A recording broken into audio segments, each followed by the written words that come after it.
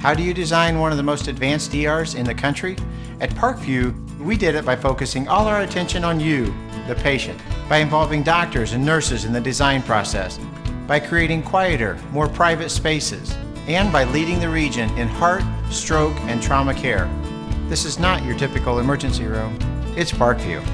In an emergency, isn't this where you'd rather be? Parkview, your partner in health. Heavenly Father, we would ask that you would send down your Holy Spirit upon these men. We would ask that they would be able to use all their gifts and talents to your praise and glory. And we would ask that you would keep these men safe tonight. And we pray together, Our Father, who art in heaven, hallowed be thy name. Thy kingdom come, thy will be done, on earth as it is in heaven. Give us this day our daily bread, and forgive us our trespasses, as we forgive those who trespass against us. And lead us not into temptation, but deliver us from evil. Amen. In the name of the Father, the Son, the Holy Spirit. Amen. Thank you, Father Ben. Back up to you guys. Here we go, ladies and gentlemen. Not bad for a live presentation to be off 90 seconds. Sorry to interrupt that break there, but the prayer was much more important than anything else we were doing at the time. But we are coming to you live from the press box here, and now we're going to take a listen to the national anthem.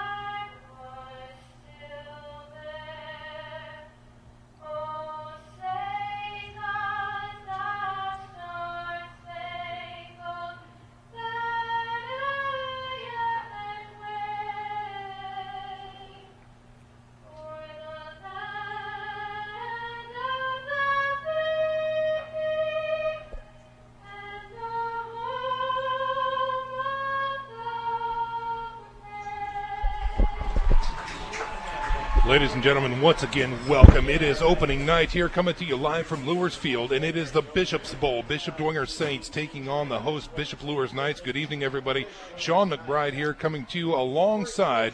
My left is Mr. Mark Watts, and to my right is Mr. Joe Wharton, the two-color commentators, best in the business right here in the box with me tonight, and we are moments away from this big action kicking off.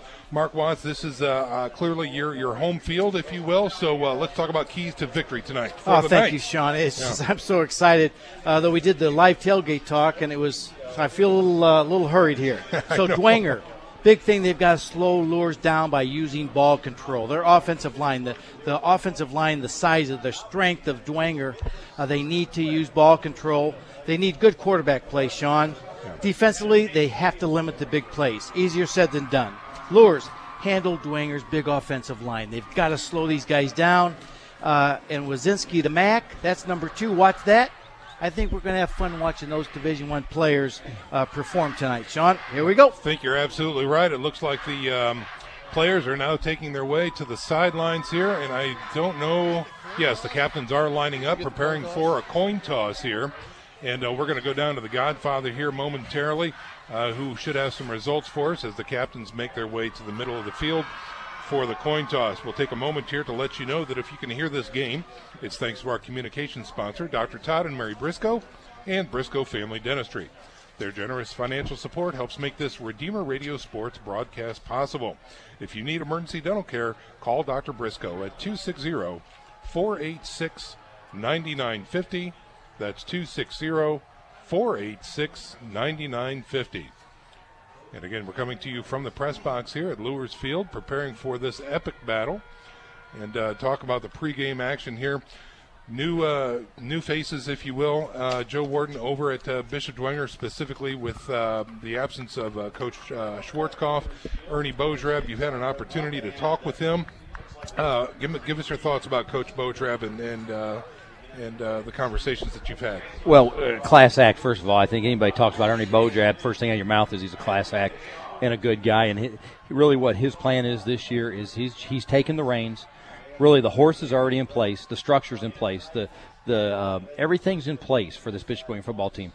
Coach Schwarzkopf had everything ready. Now Ernie's just going to take the reins, and he's going to drive this stagecoach. All right. We're going to check in with the Godfather down there. It looks like the coin toss is over. Godfather, do you have some results for us? Oh, do I ever. Hey, I'll tell you, this field is in outstanding condition. It smells like fresh grass clippings. The Knights did not win the toss. The Saints did, and so the Knights decided to defer, and they'll be kicking towards the brand-new and improved Bishop Luers scoreboard. It's a lovely scoreboard. Come out and watch this game. We already got some people standing room only. It's a great thing. Absolutely right. It's a nice overflow capacity. There's still people trying to get in the front gate. The ball is on the tee. And it looks like Damon Williams is preparing to kick this one off for the Bishop Luers Knights. Battle of the Bishops, the first game. I love it. Here we go. There's no mud. There's sunshine. This is wonderful. Bishop Luers kicking right to left on your radio dial. Two men back deep. Armand Clark and it looks like Zach Norton back there for the Bishop Dwenger Saints. This is a concern from Coach Lindsay about his kickoff team. Let's see.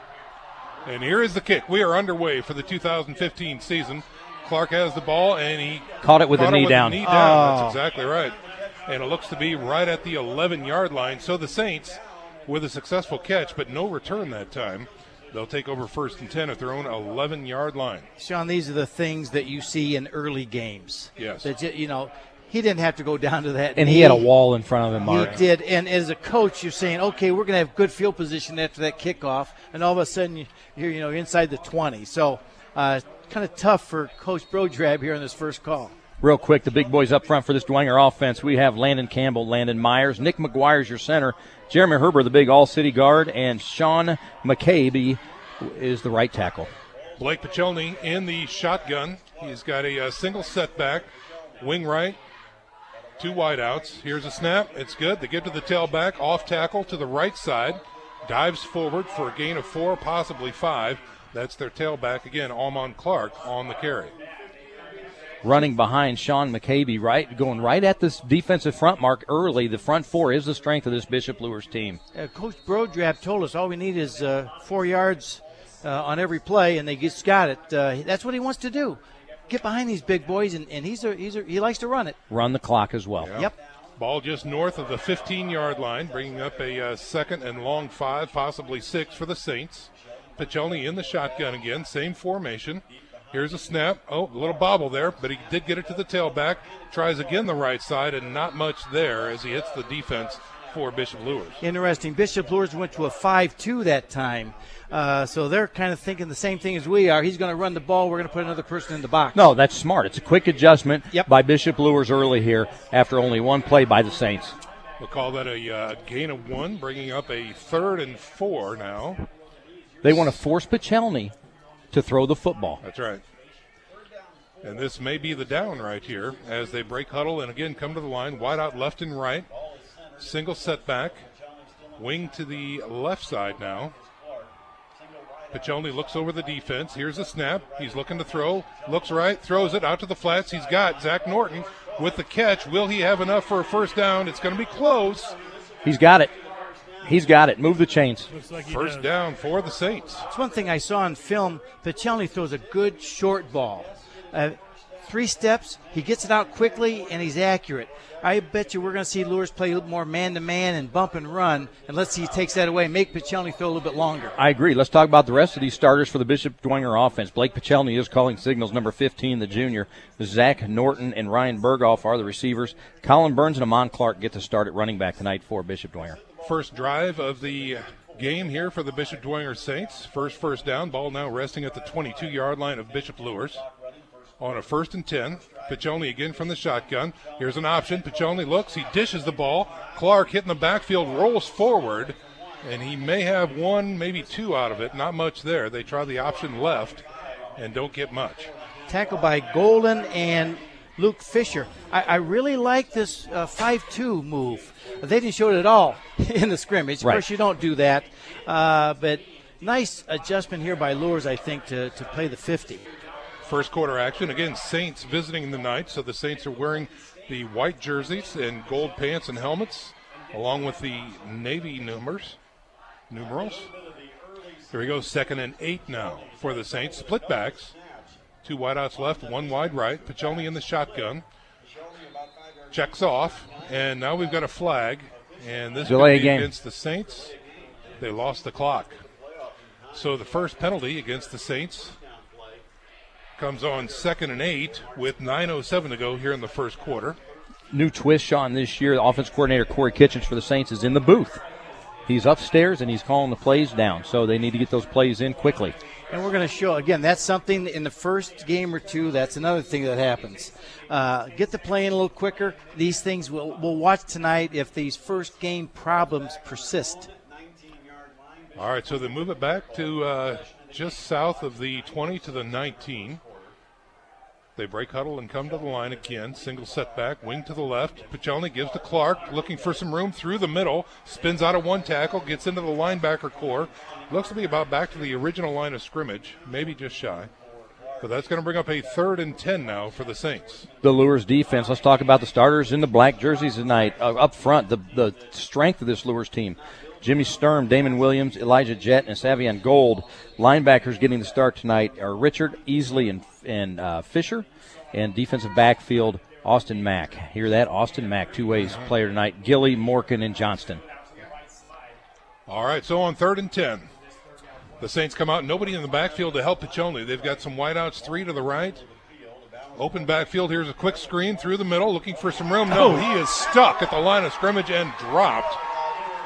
The intended receiver who caught the ball that time was number 89 for the Saints. That's Fetterspiel, but he was not able to get any yards after the catch, maybe just 1. 41, Chance Richard just blew it up. He broke in the ball and just got by the person who was trying to block him. If it were not for Richard, there was something there. There was, but he was there. He was there. All right, so it's punt time now for the Saints as this drive will stall. Fiend on the snap. And let's see, it's a little odd, but they are going to get, it's a terrible punt. He shanks it to the right side, and it's going to stay in Luers' territory. Let's see where they mark this ball. Near the 35-yard line. Oh, boy. Oh, Joe, this is not what Dwenger Saints need to get started here. They had a first down, they look good, then they have the penalty, and now they have got the bad kick, and you've got this potent Luers offense on the 35-yard line. I think there's some nerves in the white jerseys tonight starting out in this Battle of the Bishops. I think you're right. So, for the offense now, we've got the Bishop Luers Knights offense on the field, of course, led by number 4, Noah Wazinski, the Division I recruit. Here is the snap. He's looking to go deep for the first throw. Goes to the left side, makes the cut. No, a little low that time, and an incomplete pass. His intended receiver that time was number 3, and that is Carter Gilly. Good pressure by one of the linebackers for Bishop Dwenger.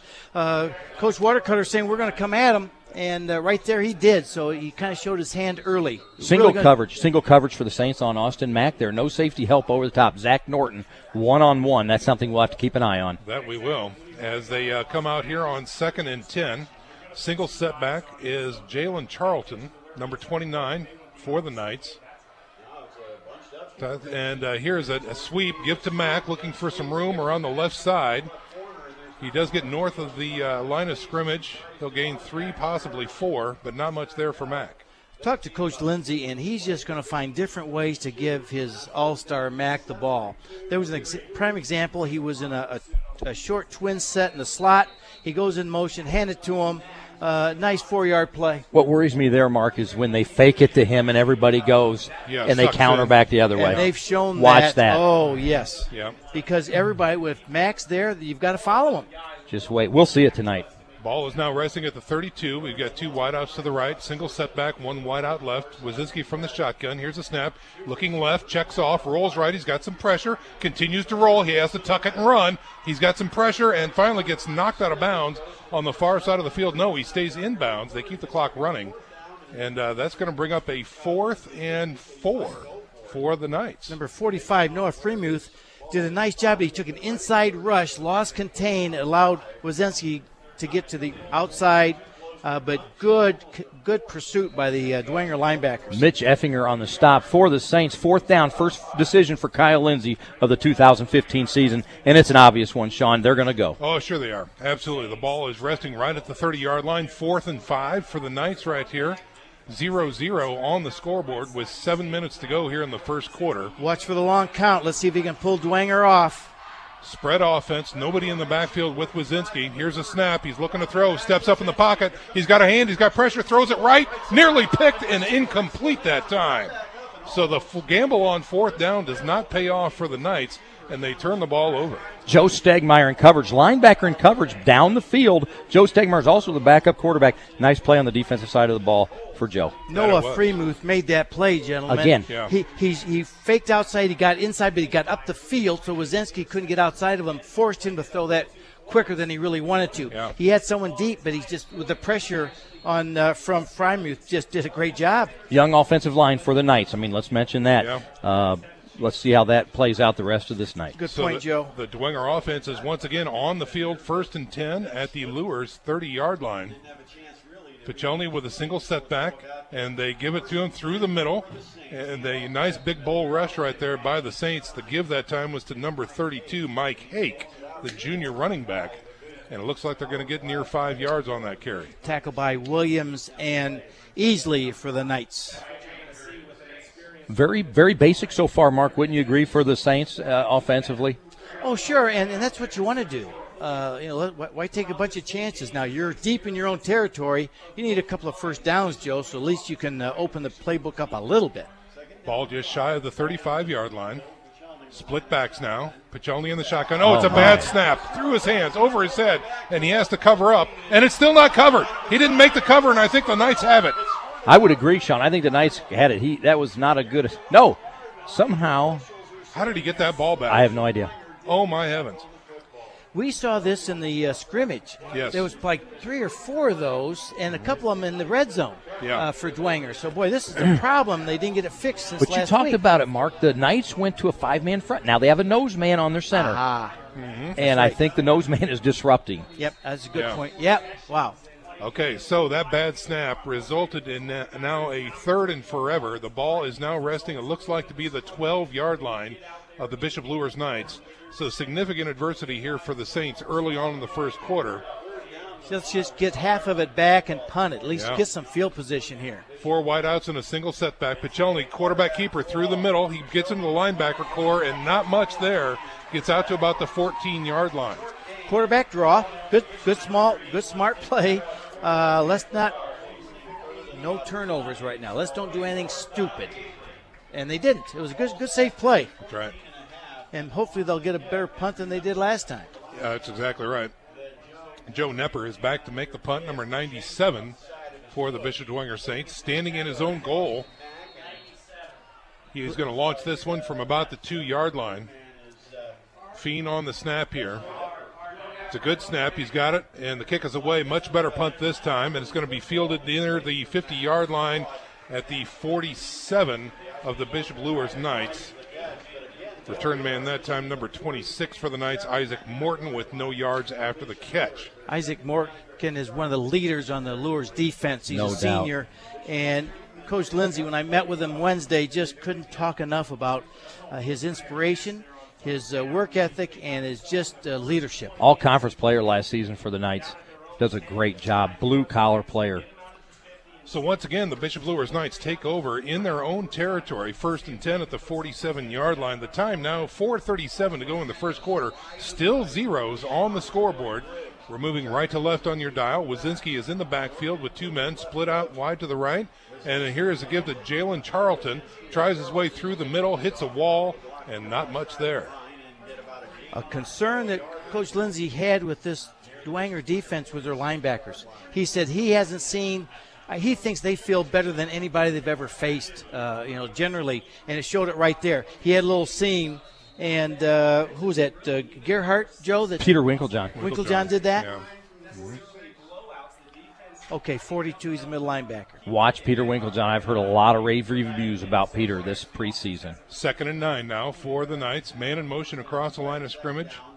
3 to the right now. Wazinski looks to throw, looks a little dump pass to Charlton. He's got it left side. He's got some room. He's got some blockers. He makes a cut, and he is finally tripped up inside the 30 down to the 20-yard line. Oh, I'm telling you, this guy, Coach Lindsay said, Mark, wait till you see this guy run.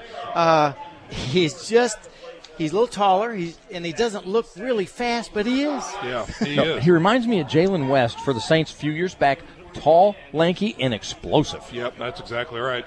Charlton makes a first down for the Knights here, and they are just outside the red zone at the 21-yard line.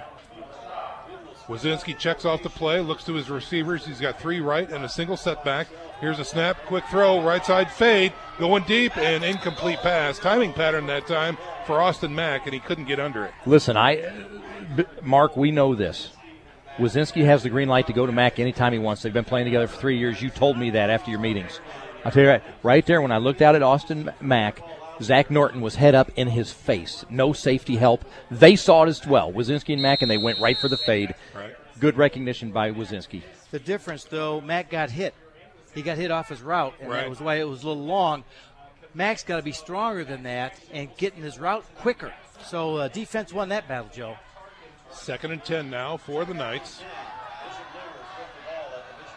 Just outside the red zone, still at the 21-yard line. Man in motion across the line of scrimmage behind the quarterback now, going to the right side. Quick hit left. It's caught, and that is by Gilly. Gilly makes the catch and takes it down inside the 5 to the 4-yard line.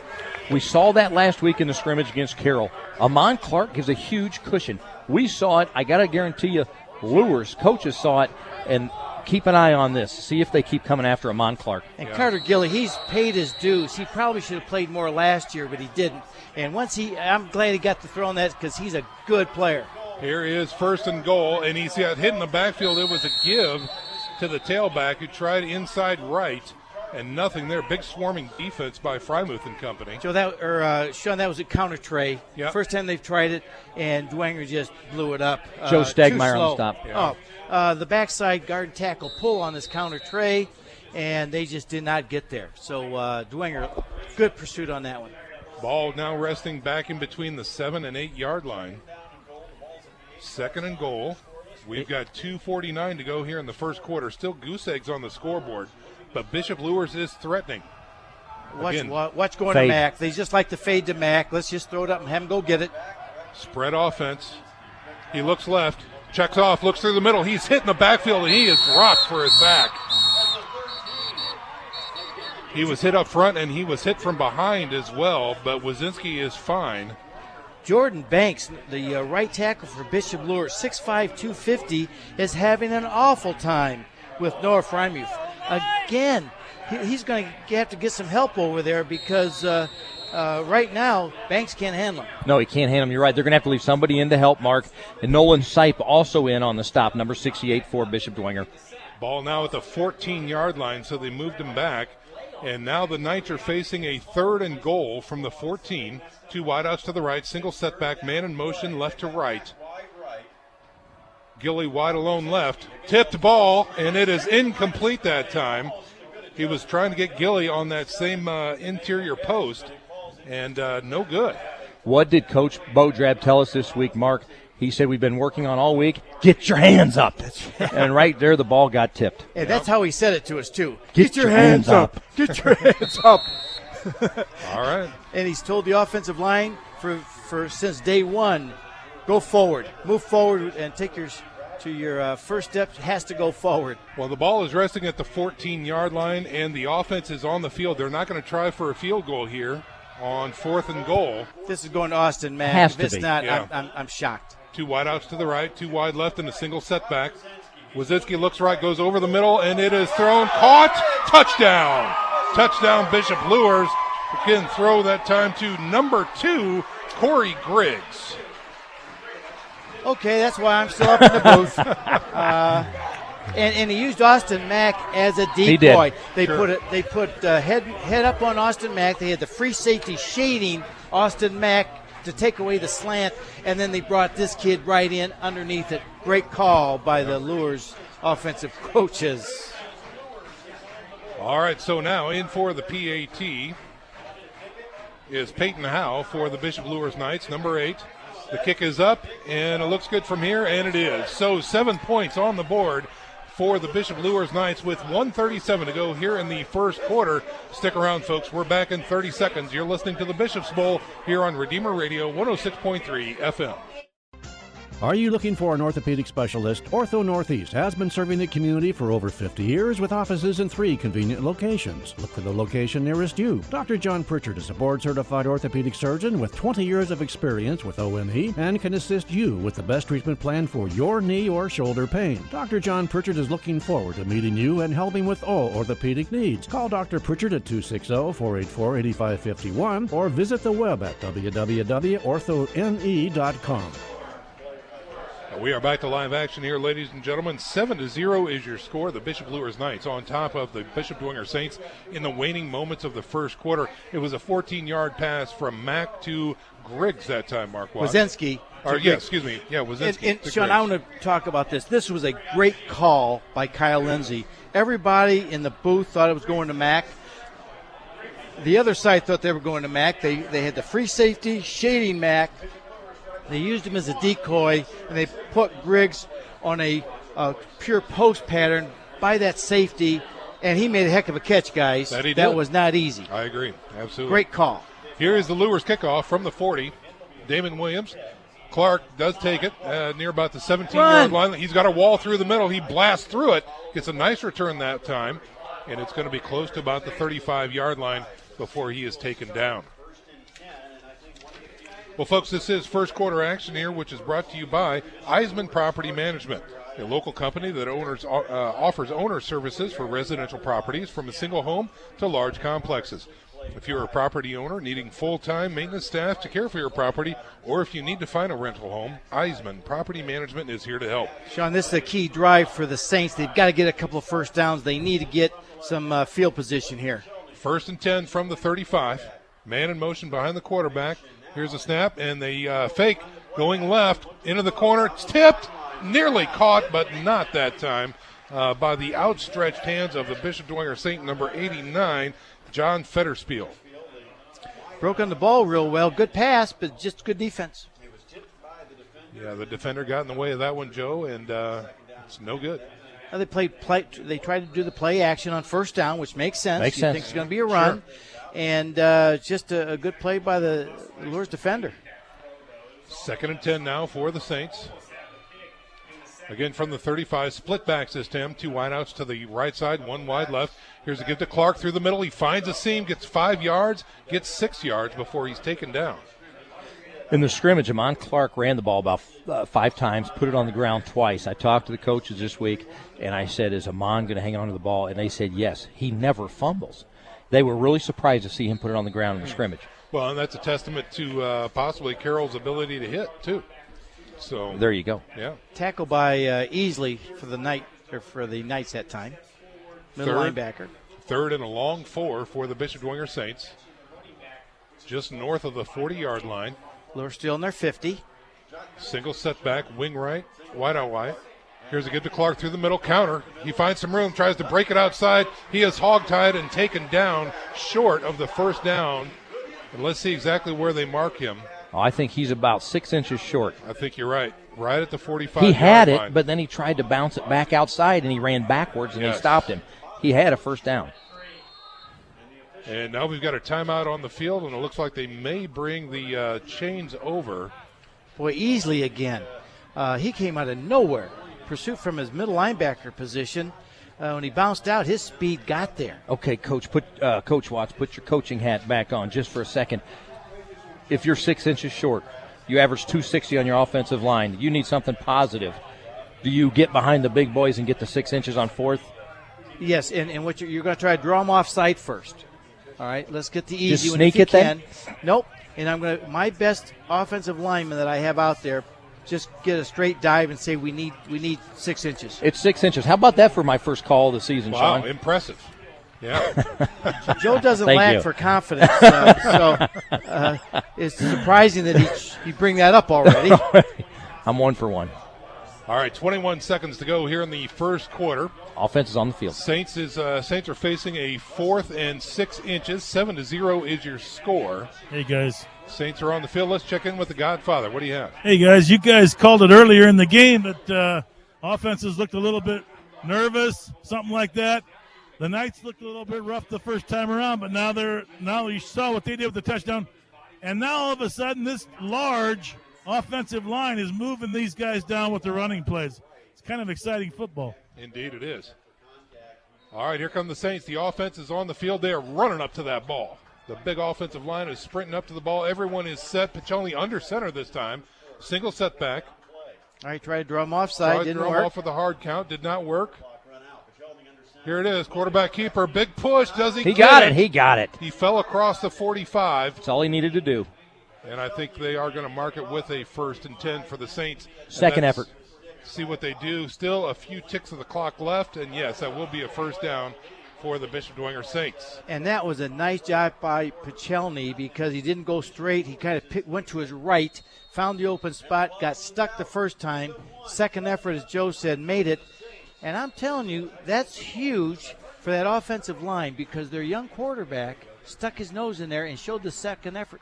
All right, folks, that's going to do it for our first quarter action. 7-0 is your score. The Bishop Luers Knights on top of the Dwenger Saints. We're back in 60 seconds. You're listening to SAC Football on Redeemer Radio 106.3 FM.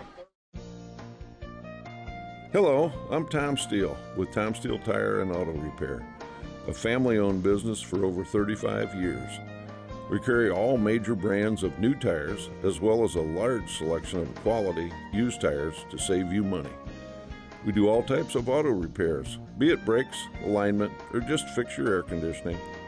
Tom Steele Tire, North Clinton or Illinois Road. Give us a try. You'll be glad you did.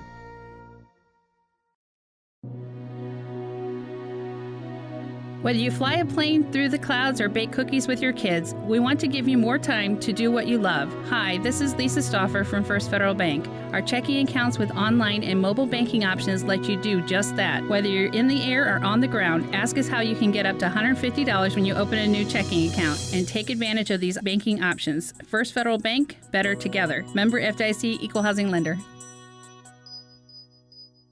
We are back to live action, ladies and gentlemen. The start of this second quarter here as the Bishop Luers Knights are on top of the Bishop Dwenger Saints 7-0. The Bishop Dwenger Saints have just converted on a 4th and 6 inches, and the ball is resting just north of their 45-yard line. Fresh set of downs now. And here come the gold helmets to the line to start the second quarter. Third possessions for the Saints. They have not crossed midfield yet. Piccioni in the shotgun with split backs, 2 wideouts on the short side right, 1 wide left. Here's a give to Clark. Breaks it out to the right side, down the sidelines. Big push, and gets knocked out of bounds after a nice gain that time. Nice run. It was Clark. a nice run. Yeah. Again, what he did, it was supposed to go off tackle, and the Luers defensive end got sucked in, and he just bounced it outside and got 5 yards. Good play. But he ran hard and he finished. He lowered his shoulder and finished on the far sideline, and that's what you want to see out of your running backs. And we know Luers have had a problem with contain. 2nd and 5 now for the Saints. Ball resting right at the midfield stripe. Piccioni in the shotgun formation with split backs, 2 wideouts to the right. Fake, play action, throw down the seam way too far. Norton was the intended receiver that time, and overthrown was the pass. So the seam pass that time is errant and brings up a 3rd and 5 from the 50. Oh, boy. I don't want to second-guess anybody, but they had some momentum going there. 2nd and 5, they get 2 or 3 behind that big offensive line. Tried to split the safeties. Yeah, and it wasn't there. Safety stayed home, so here we go, 3rd and 5. Federspiel wide left. Some adjustments now this time. Tight end on the left side as well. Plenty of time. Lots of folks moving around here. New end on this side now and a wide out on the other side. Luers playing man-to-man in the secondary. Here's a snap. Give to Clark. Looks for some room. Goes to the right side. Hit in the backfield and dropped. Looks like he's going to be hit for a yard loss. Maybe not that much, but it will be enough to bring up a 4th and 6. Bishop Luers that time. What they did, they went man-to-man with no safety help. Cover 0. You don't have any help. And they just brought the safety. They brought the house that time. They did. And it worked. It was good defensive call. It looked like Dwenger kind of knew it was coming, too, because they motioned and they moved a few people around, but they just didn't get in sync. All right, so Dwenger in to punt the ball away now on 4th and 6 from their own 49-yard line. 2 men back deep, Austin Mack. And here is the punt. And it's a high wobbler, drives him back, and it is caught near the sidelines on the far side of the field and knocked out of bounds. Looks to be number 25 that time, Landon Yount. So the Bishop Luers Knights defense holds against the Bishop Dwenger Saints. Let's check in with Nick Gray, who's got some updates from around the area. Yeah, well, everything's starting to get going here, folks. Carroll's at Northrop. Northrop had a nice drive going, but kind of got a punt blocked. And they're down 7-0. Homestead has beaten Concordia 14-7. Snyder's up at Wayne 7-0. And New Haven's beaten Heritage 14-0. So that's what we have right now. Back up to you guys. Thank you, Nick. All right, the Luers offense is now on the field. 1st and 10 for the Knights as Wazinski is in the shotgun. Here's a snap. Get to the tailback, looking for some room through the middle on the counter, and slipping and falling in the linebacker core is the running back. And I think that was Charlton on the carry that time. He got maybe 1.5, bringing up a 2nd and 9. 10:35 to go here in the second quarter. 7-0 is your score. Luers on top and does have the ball. Dwenger has done an excellent job against the Luers run tonight so far, gents. They did last week against Carroll as well, Mark. I think that might be the strength of the Saints team. Wazinski in the shotgun, looks to pass. He's got pressure. He rolls out of it. Oh, the ball is in the air, and it is caught by a back, and he is swarmed over and stopped in the backfield. Freemuth again. I hate to be a broken record, but he's going to be an all-star here tonight because Jordan Banks, 75 for Bishop Luers, cannot handle him. And again, Wazinski went back to pass, and Freemuth was one good quick dig around him and just blew up the play again. And Wazinski tried to throw it. As he got hit, ball went up in the air. Fortunately for Bishop Luers, who caught it? I didn't see who caught it. One of the big boys. He didn't know what to do with it once he landed in his paws. He looked like the Godfather trying to run. All right, Wazinski made his way over to the sidelines and now comes back in with the play. With only 10 seconds left to go on the play clock, they break huddle and come to the line with 5, 4, 3, 2. Will he get it off is the question. Just in time, they get the play off. There he Wazinski goes. In his own end zone is flushed out of the pocket, rolls out, throws an incomplete pass. No flags on the play. Great coverage by the defensive back by Bishop Dwenger. You can see that was number 32 there, Joe, on the coverage. Mike Hake. Mike Hake, linebacker. And again, pressure on Wazinski from the front four of Dwenger because they flushed him out. Well, again, now that brings up a 4th and 21 for the Bishop Luers Knights. The ball is resting on their own 3-yard line. And, of course, the punt team is on from the back of the end zone. Is their punter. I think that's Jack Johnston, number 15 back there. Here's a snap. It's a good one. He gets the punt away. It's not very good. It's a wobbler going out to the right side, and it's going to roll out of bounds. Stay in Luers territory at about the 37-yard line. When you're coaching, you kind of teach your kids with field position what you want to do. Dwenger kicked it from the 50-yard line. Luers kicked it, and now Dwenger's gained a 1st down and a half to the 37-yard line. So that's a win for Dwenger. Best field position they've had. They only have to go 37 yards for a touchdown. Let's see what they can do here. The Dwenger Saints, again, wearing white and gold with the Navy numerals. Moving right to left on your radio dial. Second quarter action. 7-0 is your score. The Knights are on top. Let's see what the Saints can do here. On 1st and 10. Pichelny has split backs behind him and a wide out on each side. Here is the snap. Fake, rolls to his right, looks to throw. Throws in the flats, it's caught, and it's going to be a 10-yard gainer that time. The catch that time was by number 86 for the Bishop Dwenger Saints, and that is Ryan Berghoff. Pichelny looked, got some pressure, and he got outside, so Luers didn't keep him in the pocket, and he looks good running and throwing the football. Nice yard, nice throw and catch. It really was. I agree, Mark.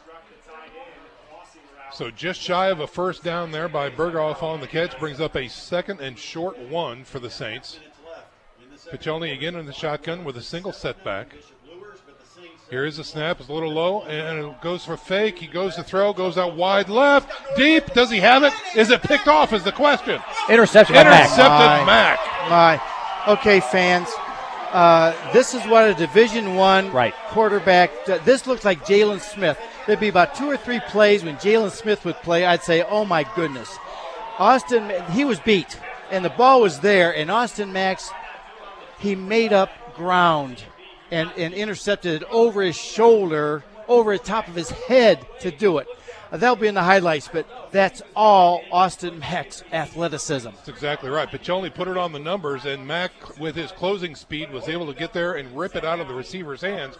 And now Bishop Luers is facing, looking at a fresh set of downs, 1st and 10 at their own 20-yard line. I like what Dwenger's doing. Luers is playing the 50. They're throwing it because that's the weakness of the defense.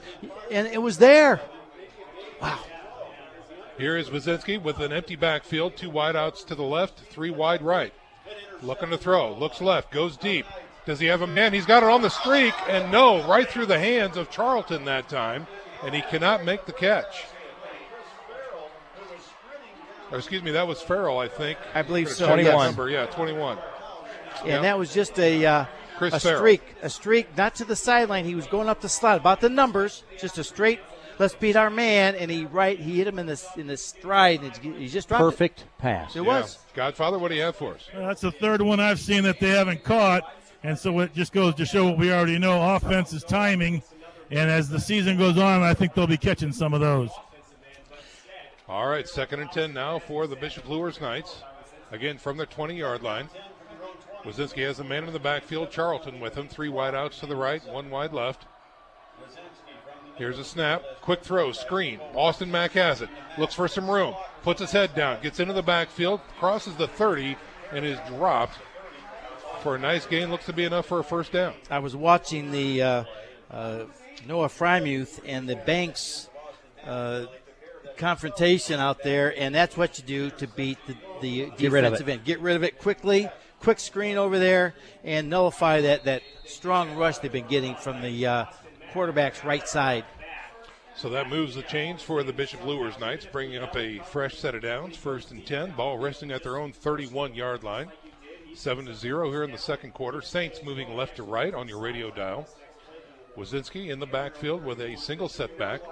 2 wideouts to the right. Man in motion now across the line of scrimmage. Here's a snap. Quick draw play through the middle. Give to Charlton. He gets hit. Gets through the linebacker core and finally stopped after a nice gain close to the 40-yard line. If you're listening to us right now, you see that Austin Mack was not on the field.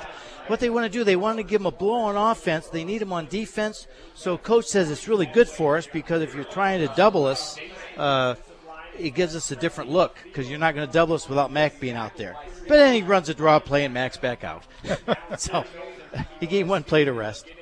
Call that a gain of 7, close to 8 that time by Charlton, bringing up a 2nd and short. Wazinski with the snap, gives to the tailback, and around Charlton on the right side, gets enough for a first down close to the 43-yard line. Oh, he's got to read his block. Dipple took the defender out, and the running back went outside. Right. So there's something. If he'd have cut that back in, he'd probably another 5 yards. And I saw Dipple kind of shaking his head. Read my block. We'll call that at the 44-yard line. So, again, a fresh set of downs. 1st and 10, second quarter action. Bishop Luers now mounting a substantial drive. They started off at the 20, have moved it 24 yards, eating up a lot of clock so far here in the second quarter. On 1st and 10, Wazinski in the backfield in the shotgun. Here's a snap. Looks to throw on first. Up in the air to the right side, overthrown that time.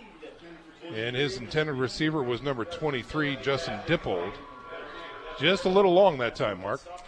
Well, what they're trying to do, Dippold's the fullback, and normally he blocks in the Luers scheme. So they try to bring him out one-on-one with the linebacker, and the linebacker was right there. I mean, I think he didn't want to – I think he threw where he had to. If he couldn't catch it, it was going to be out of bounds. Good throw by Wazinski. He would like to complete it, but good coverage by the Saints. 2nd and 10 for the Bishop Luers Knights as they break huddle and come to the line. Austin Mack wide out to the left. Gilly wide right. Slot right and a single setback. Now man in motion is number 2, Corey Griggs, going to the left side. They give to Charlton, tries his way through the middle. He is stood up and put down. Wow. Listen, 42, Peter Winklejohn, let's talk about him. He stood the back up in the hole and drove him back onto his back.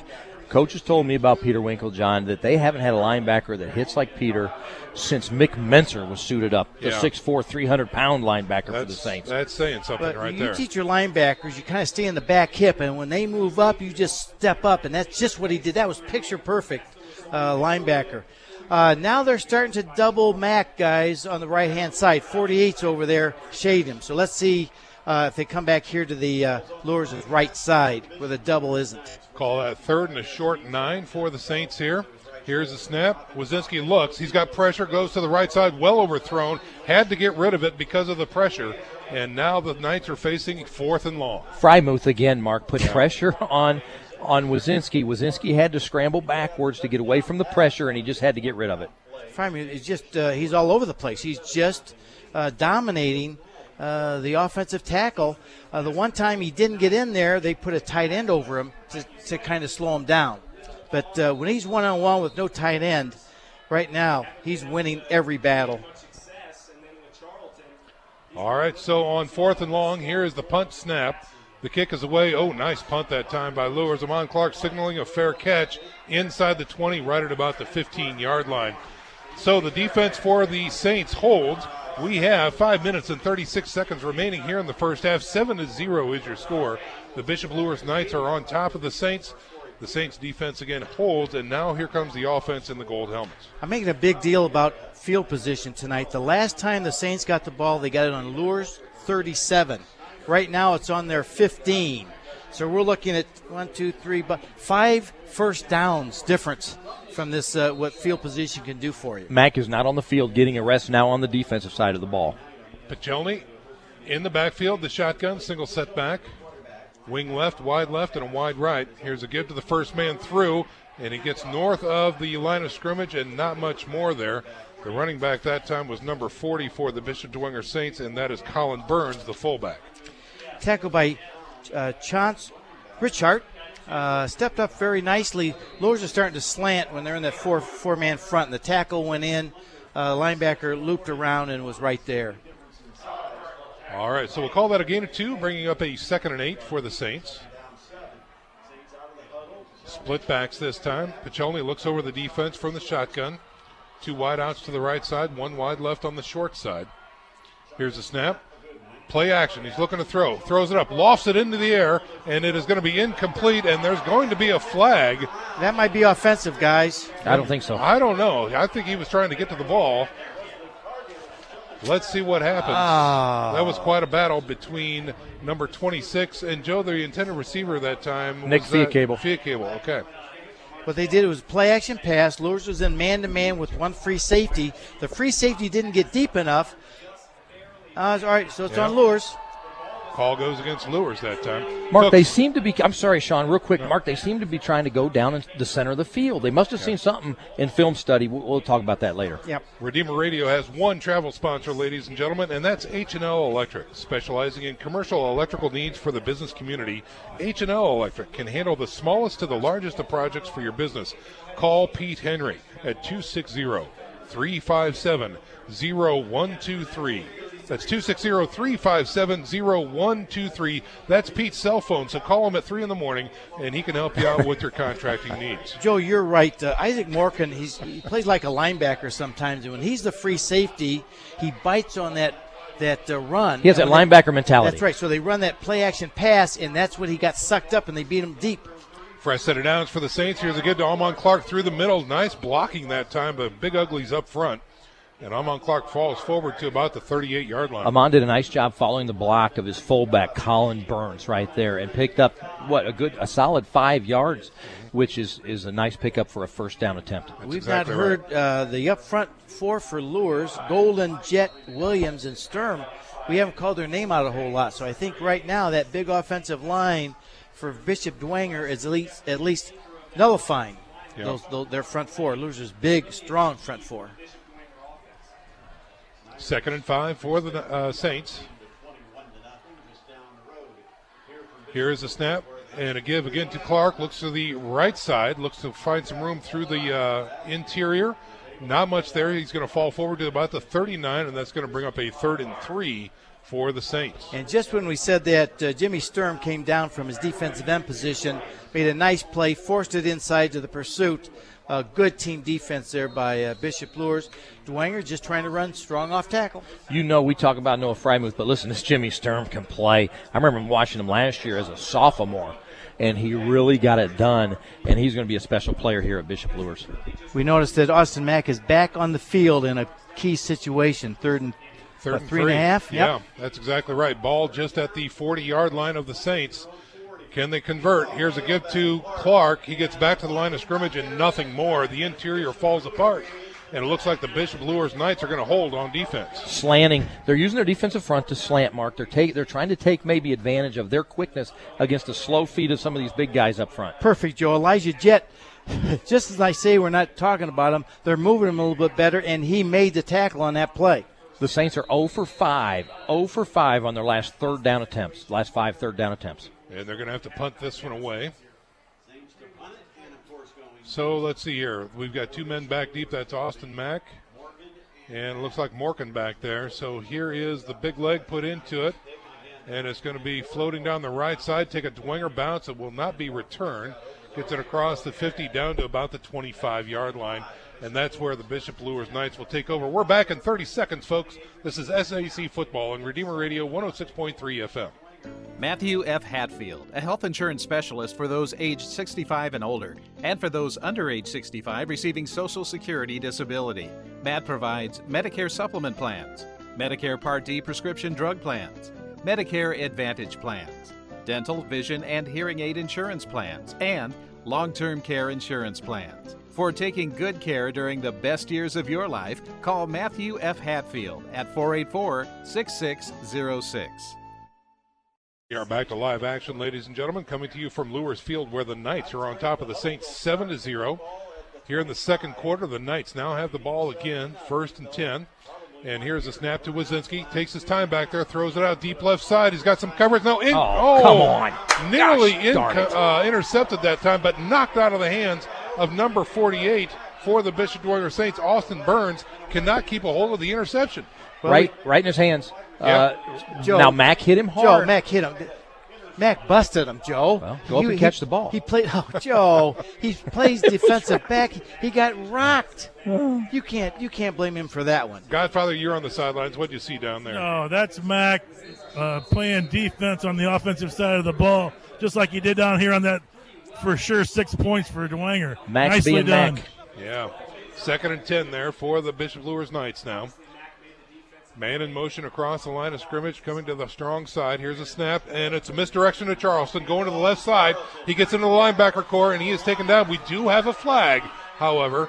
He gets about 13 on that carry, but let's wait and see what happens here. Joe mentioned that you have to watch that counter, and Dwenger's played such good defense in flying to the ball. Caught him with it. And this is his coming back. That's a hold against the Bishop Luers Knights. So that nice run by Charlton that time will be negated.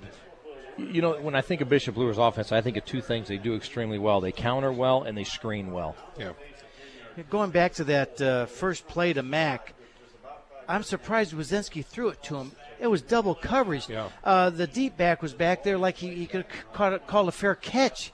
I mean, he's obviously taken the deep threat from Mack away. They've got to find different ways to get Mack open or deep. I agree. Put him in motion, put him in the slot. But out there on the outside, Dwenger saying you're not beating us deep with him.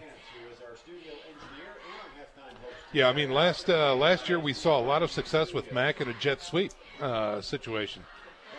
Well, let's see what happens here. After the penalty, the Knights are facing a 2nd and 15. Here's a little screen, trying through the middle. Mack has some room, now tries to bounce it outside. He is dancing down the field, gets all of that back, and Another then flag. some. Another flag on the play on the far side of the field there. And that's just a jet sweep, just getting the ball to Mack. They can't get it to him on a 20-yard pass. Give it to him on a 5-yard pass and let him run for 20. And let's see what the call is here. Boy, that'd be heartbreaking for the Knights if that was another holding penalty. It looks like the Knights are going backwards. Well, I saw the coaches over on the sideline for the Saints clapping. And that's usually an indication that it's going to go in your favor. Well, let's see what the Dwenger coaches are doing. Would have been about an 18-yard catch and run that time by Austin Mack. But this is going to be pushing the back, blocking the back against the Bishop Luers Knights. So this one's coming back. Now with the success of that play, that is marked off, and it's going to bring up a 2nd and 8 now as opposed to a first down. And again, just to recap the scoreboard, it's 7-0, Knights on top with 1:45 to go here in the first half. And so our fans listening understands they go from where the penalty occurred, and it was 2 yards past the line of scrimmage, or the first down marker. That's why it's 2nd and 8. Trips right. Here's a snap. Wazinski, he's scrambling. He's got some pressure. Throws it up there. Man coverage, and a flag comes out.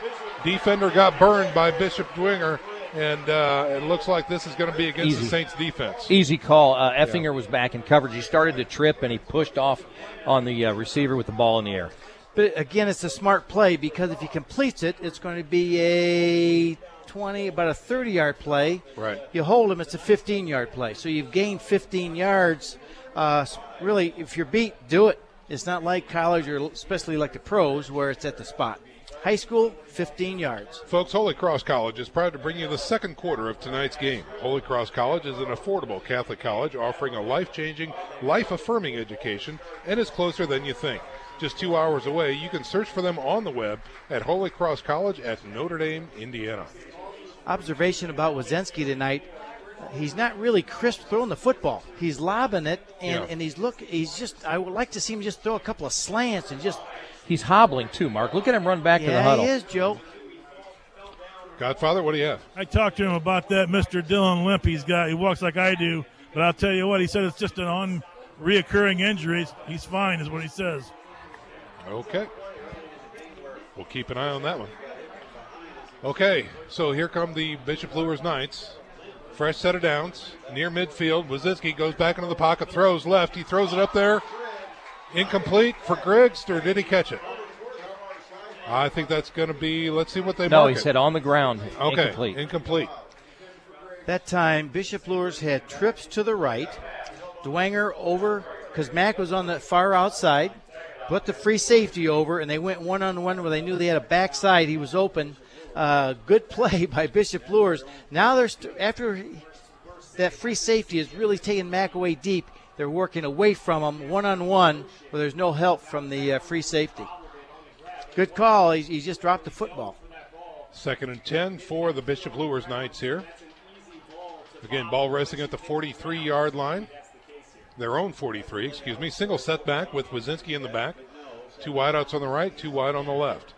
Here's a snap. Wazinski in the backfield screen. Right side. It's caught. Setting up the wall. Puts his head down.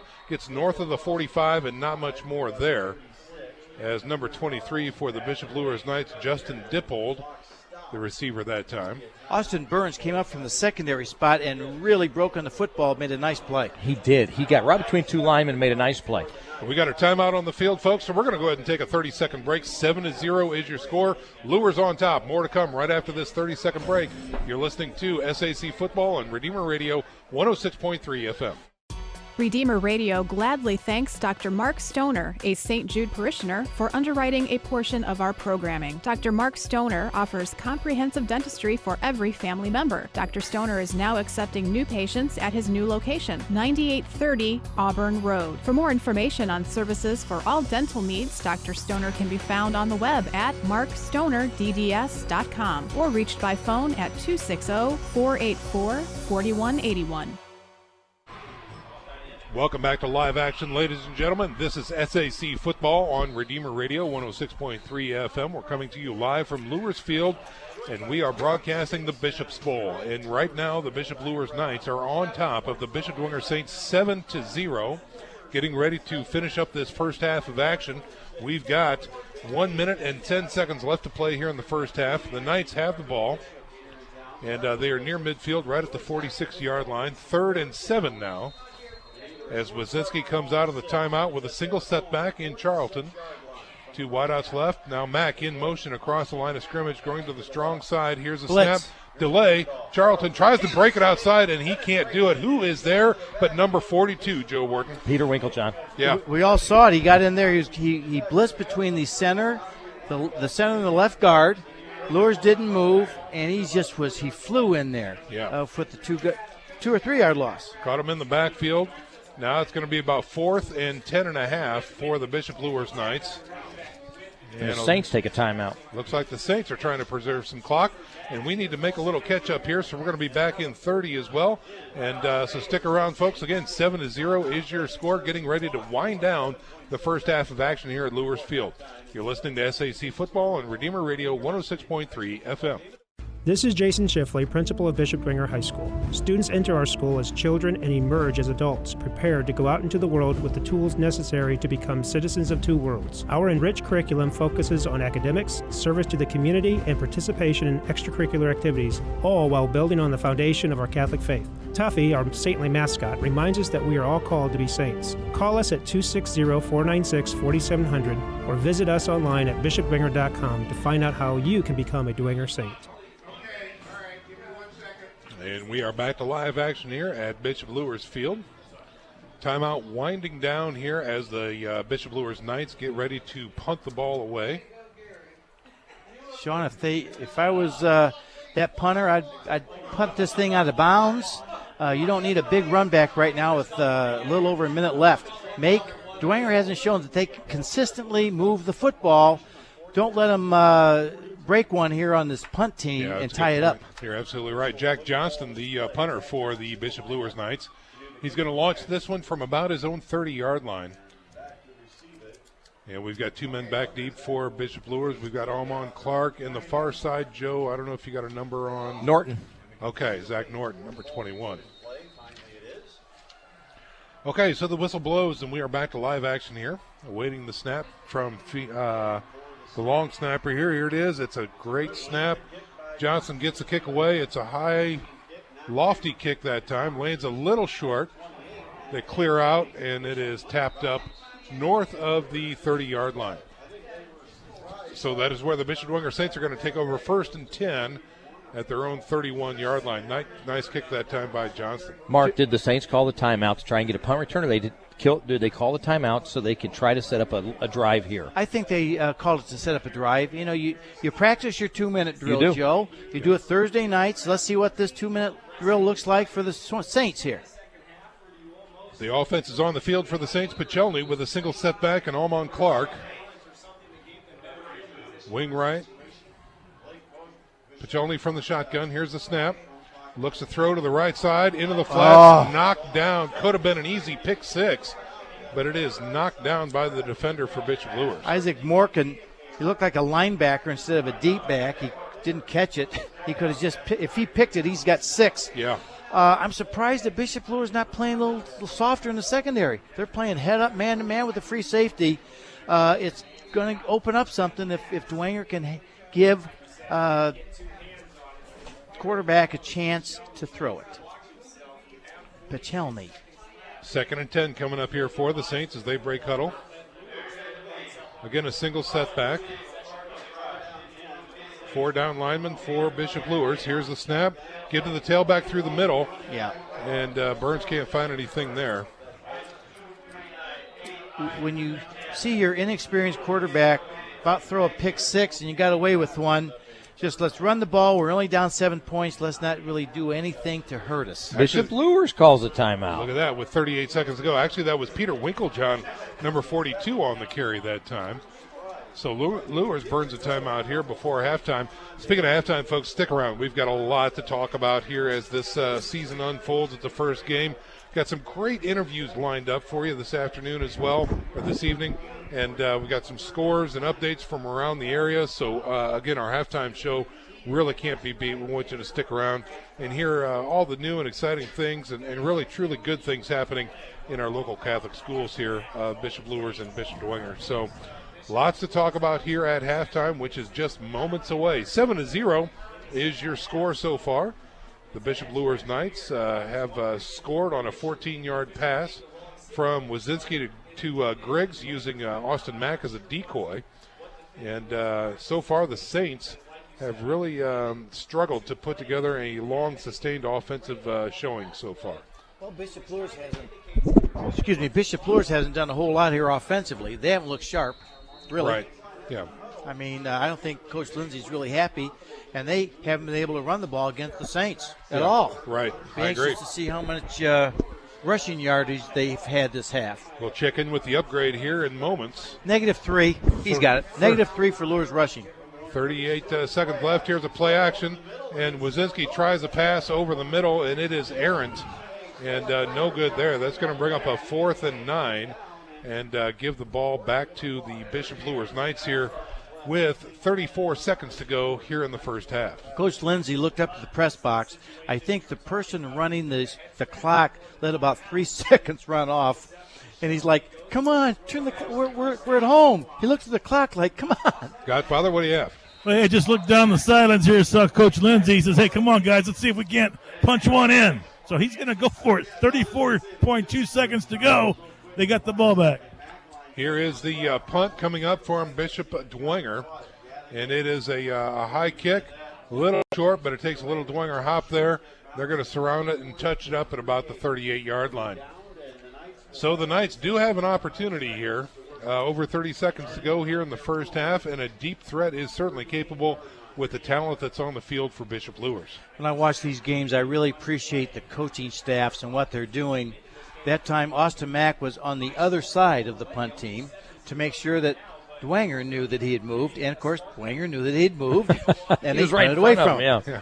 But still, you got to hope that someone makes a mental mistake here, and you get Mack the ball back there with some room. That's what Luers wants. I'm curious to see how soft the Saints defensive backs will play now with 26 seconds remaining in half. Wazinski in the shotgun. Mack on the short side with a split back.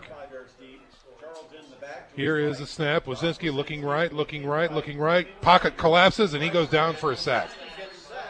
Wow. Back at the 30-yard line, and immediately Luers calls a timeout. And that was not a coverage sack. I mean, just the pocket collapsed from 3 different spots there for Dwenger. It looked like Matt Litchfield on the sack for Bishop Dwenger and Noah Frymuth. Litchfield's a name we're used to talking about in a Knight's uniform. Yeah. That's right. His father won a state championship 30 years ago. There you go. He'll be out here. Well, again, that looks like we've got a timeout on the field. Luers called their final timeout, Sean. 19.4 seconds remaining here in the first half. And the Knights are going to come out after this timeout with the ball at the 30-yard line, facing a 1st and 10. If I'm Dwenger's defense, I'm saying, Austin Mack, look for that jet sweep, and we just have to contain him. We'll give him 5, we'll give him 10, we'll give him 15, but don't let him beat you here at the end. Notre Dame Federal Credit Union is a national, not-for-profit financial institution serving the Catholic Church and their members in all 50 states. They are delighted to be strong supporters of Redeemer Radio. Pope Francis, Pope Benedict, and Pope John Paul II have all gone on record in support of the credit union movement. This past February, Pope Francis has even went so far as to have Catholics to be creative to invent new forms of cooperation for the good of Church of the world. Again, Notre Dame Federal Credit Union, a proud sponsor of Redeemer Radio Sports. Godfather, what's it like down there? You haven't really said a whole lot. What's the atmosphere down there? The atmosphere down here is pretty exciting on both sides. I just can't get a word in edgewise with you 3 amigos up there. All right, we are back to live action here. Here is the Bishop Dwenger Saints on Bishop Luers Knights on 2nd and long, airing it out, and it is tipped and knocked down by Zach Norton, number 21 for the Bishop Dwenger Saints. Austin Mack, the intended receiver that time. I think, again, that was just a flight pattern to Austin Mack, but Wazinski doesn't have enough time to really air it out. Right. So he's throwing it when he has to, but he won't let Mack. He can't throw it deep enough, so Mack runs by the safety. Yeah, good point. So that's just a credit to the Dwenger rushers that they're not giving Wazinski the time he would like. 3rd and 18 now coming up for the Bishop Luers Knights. Ball resting at their 30-yard line. 14 seconds remain here in the first half. And here's a give to the tailback through the middle that time, breaking it around to the right side, getting close to the 40. But will it be shy? Is number 23 on the carry for the Bishop Luers Knights. And, of course, 23 is Justin Dipple. Timeout by the Saints, Sean. Here Wow. we go. They want the punt with 8 seconds to go. goodness It's been an extremely long last minute and a half of this first half. You bet. So what are they going to do, Joe? Why would you call timeout? Well, you're hoping that you get a punt return. Block. They've got to go for the block. Go for the block. You got to go for the block. Especially with the ball on the Knights 37. That's right. Let's make something happen, make them force it, and like the call. What do you think about that, Godfather? I do too. All righty. Well, again, folks, we're having a lot of fun out here on the gridiron. But, again, we talked about it during Tailgate Talk, too. Our thoughts and prayers are with the Dwenger family, with, of course, as you know, Coach Chris Schwarzkopf battling cancer and having a very rough summer. But, again, the recent announcement of the legendary Coach Fred Tone also announcing his bout with cancer. So we certainly give our thoughts and prayers and all the best to the Dwenger family. And, Mark, you talked about Tailgate Talk, the family atmosphere that we all experience. And much like our broadcast crew, 3 from the class of 87 of Bishop Dwenger here for Redeemer Radio. We know what it's about, and this stuff it's hard, but, that's what prayers are for. So, well said, Sean. 4th and 11 for the Knights. Here is the punt. Little low snap. Oh, they fake it. They're going to take it wide out to intended receiver. Oh, he caught it. Should have just knocked that one down, but it was intercepted by the Saints as they were going for number 6, Deshaun Bussell, in the fly pattern. That's as good as the punt. Yeah, Sean, you're exactly right. The young man is, but you got a chance to catch an interception. You want to catch it. That's right. But, yeah, the right thing would have been to knock it down so you had the ball back at the Luers 37. Yeah. Instead, the interception causes the Saints to take over. 1st and 10 at their own 41-yard line.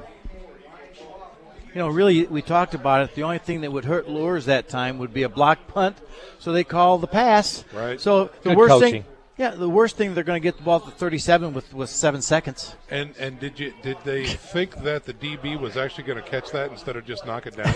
I bet they did. Trips right now. Could be the last play of the game or the half for the Saints. They're trailing 7-0 against the Knights. Pachelny rolls, throws way up in the air that time. Jump ball. Zach Norton does come up with it with a one-handed grab. And they whistle it dead just shy of or close to the 30-yard line. Clock expires, and that's it for the first half of action, ladies and gentlemen. The Bishop Luers Knights on top of the Bishop Dwenger Saints 7-0. Our halftime show is right around the corner. We're going to go ahead and take a 1-minute break, and when we come back, the festivities will continue. You're listening to SAC Football on Redeemer Radio, 106.3 FM WRDF, Columbia City, Fort Wayne. Think of Briscoe Dentistry for your family's dental care. Dr. Todd Briscoe and team know that your body is more than just teeth and gums. Your oral health affects the performance ability of your entire body. And on the field or court, you want your body to perform at its best. So trust Dr. Briscoe and team to provide the ultimate in preventative, periodontal, orthodontic, restorative, and cosmetic dentistry. To optimize your body's performance, contact Dr. Briscoe at 260-486-9950 or on the web at briscoedentistry.com. Want low mortgage payments? With mortgage rates still near historic lows, now may be the right time to purchase the home of your dreams or refinance your current one. This is Dan Fivecoat from First Federal Bank. I will work with you one-on-one to find the perfect financing solution for you. After all, we're better together. Contact me, Dan Fivecoat, at 260-489-4621 or visit us on the web at first-fed.com for more information. Member FDIC, Equal Housing Lender. We are back to live action, ladies and gentlemen. Welcome back to SAC football here on Redeemer Radio. We're proud to bring you the Bishop's Bowl. 7-0 is your score. The Bishop Luers Knights on top of the Bishop Dwenger Saints. And this is our halftime presentation, which is brought to you by the historic St. Felix Catholic Center, which is now open for retreats. Located in Huntington, Indiana on 30 scenic acres with plenty of recreational areas and a serene Blessed Mother Grotto, St. Felix Catholic Center is the perfect location for a single day of prayer to overnight retreats. It's the former home of Venerable Solanus Casey, so come visit today. You can plan your visit at www.sfcatholiccenter.com. All right, we have a loaded, absolutely loaded halftime show for you. And right now we're going to send it down to the sidelines with our own Nick Gray, who is joined by the Most Reverend Bishop Kevin C. Rhodes. Well, welcome to the sidelines, everybody. I'm pleased to be joined by three very special people. There's a lot going on down here. The place is packed. The atmosphere is great. And first of all, I have Father Ben Mullenkamp, who's the chaplain of the Bishop Luers Knights. Welcome, Father Ben. It's great to be here tonight. I also have Father Jacob Meyer, who's the chaplain for Bishop Dwenger High School. Welcome, Father Jacob. Go Saints. And then I also have the Supreme Chaplain, Bishop Kevin C. Rhodes, who's the chaplain of the Fort Wayne South Bend Diocese. Bishop, welcome to the sidelines.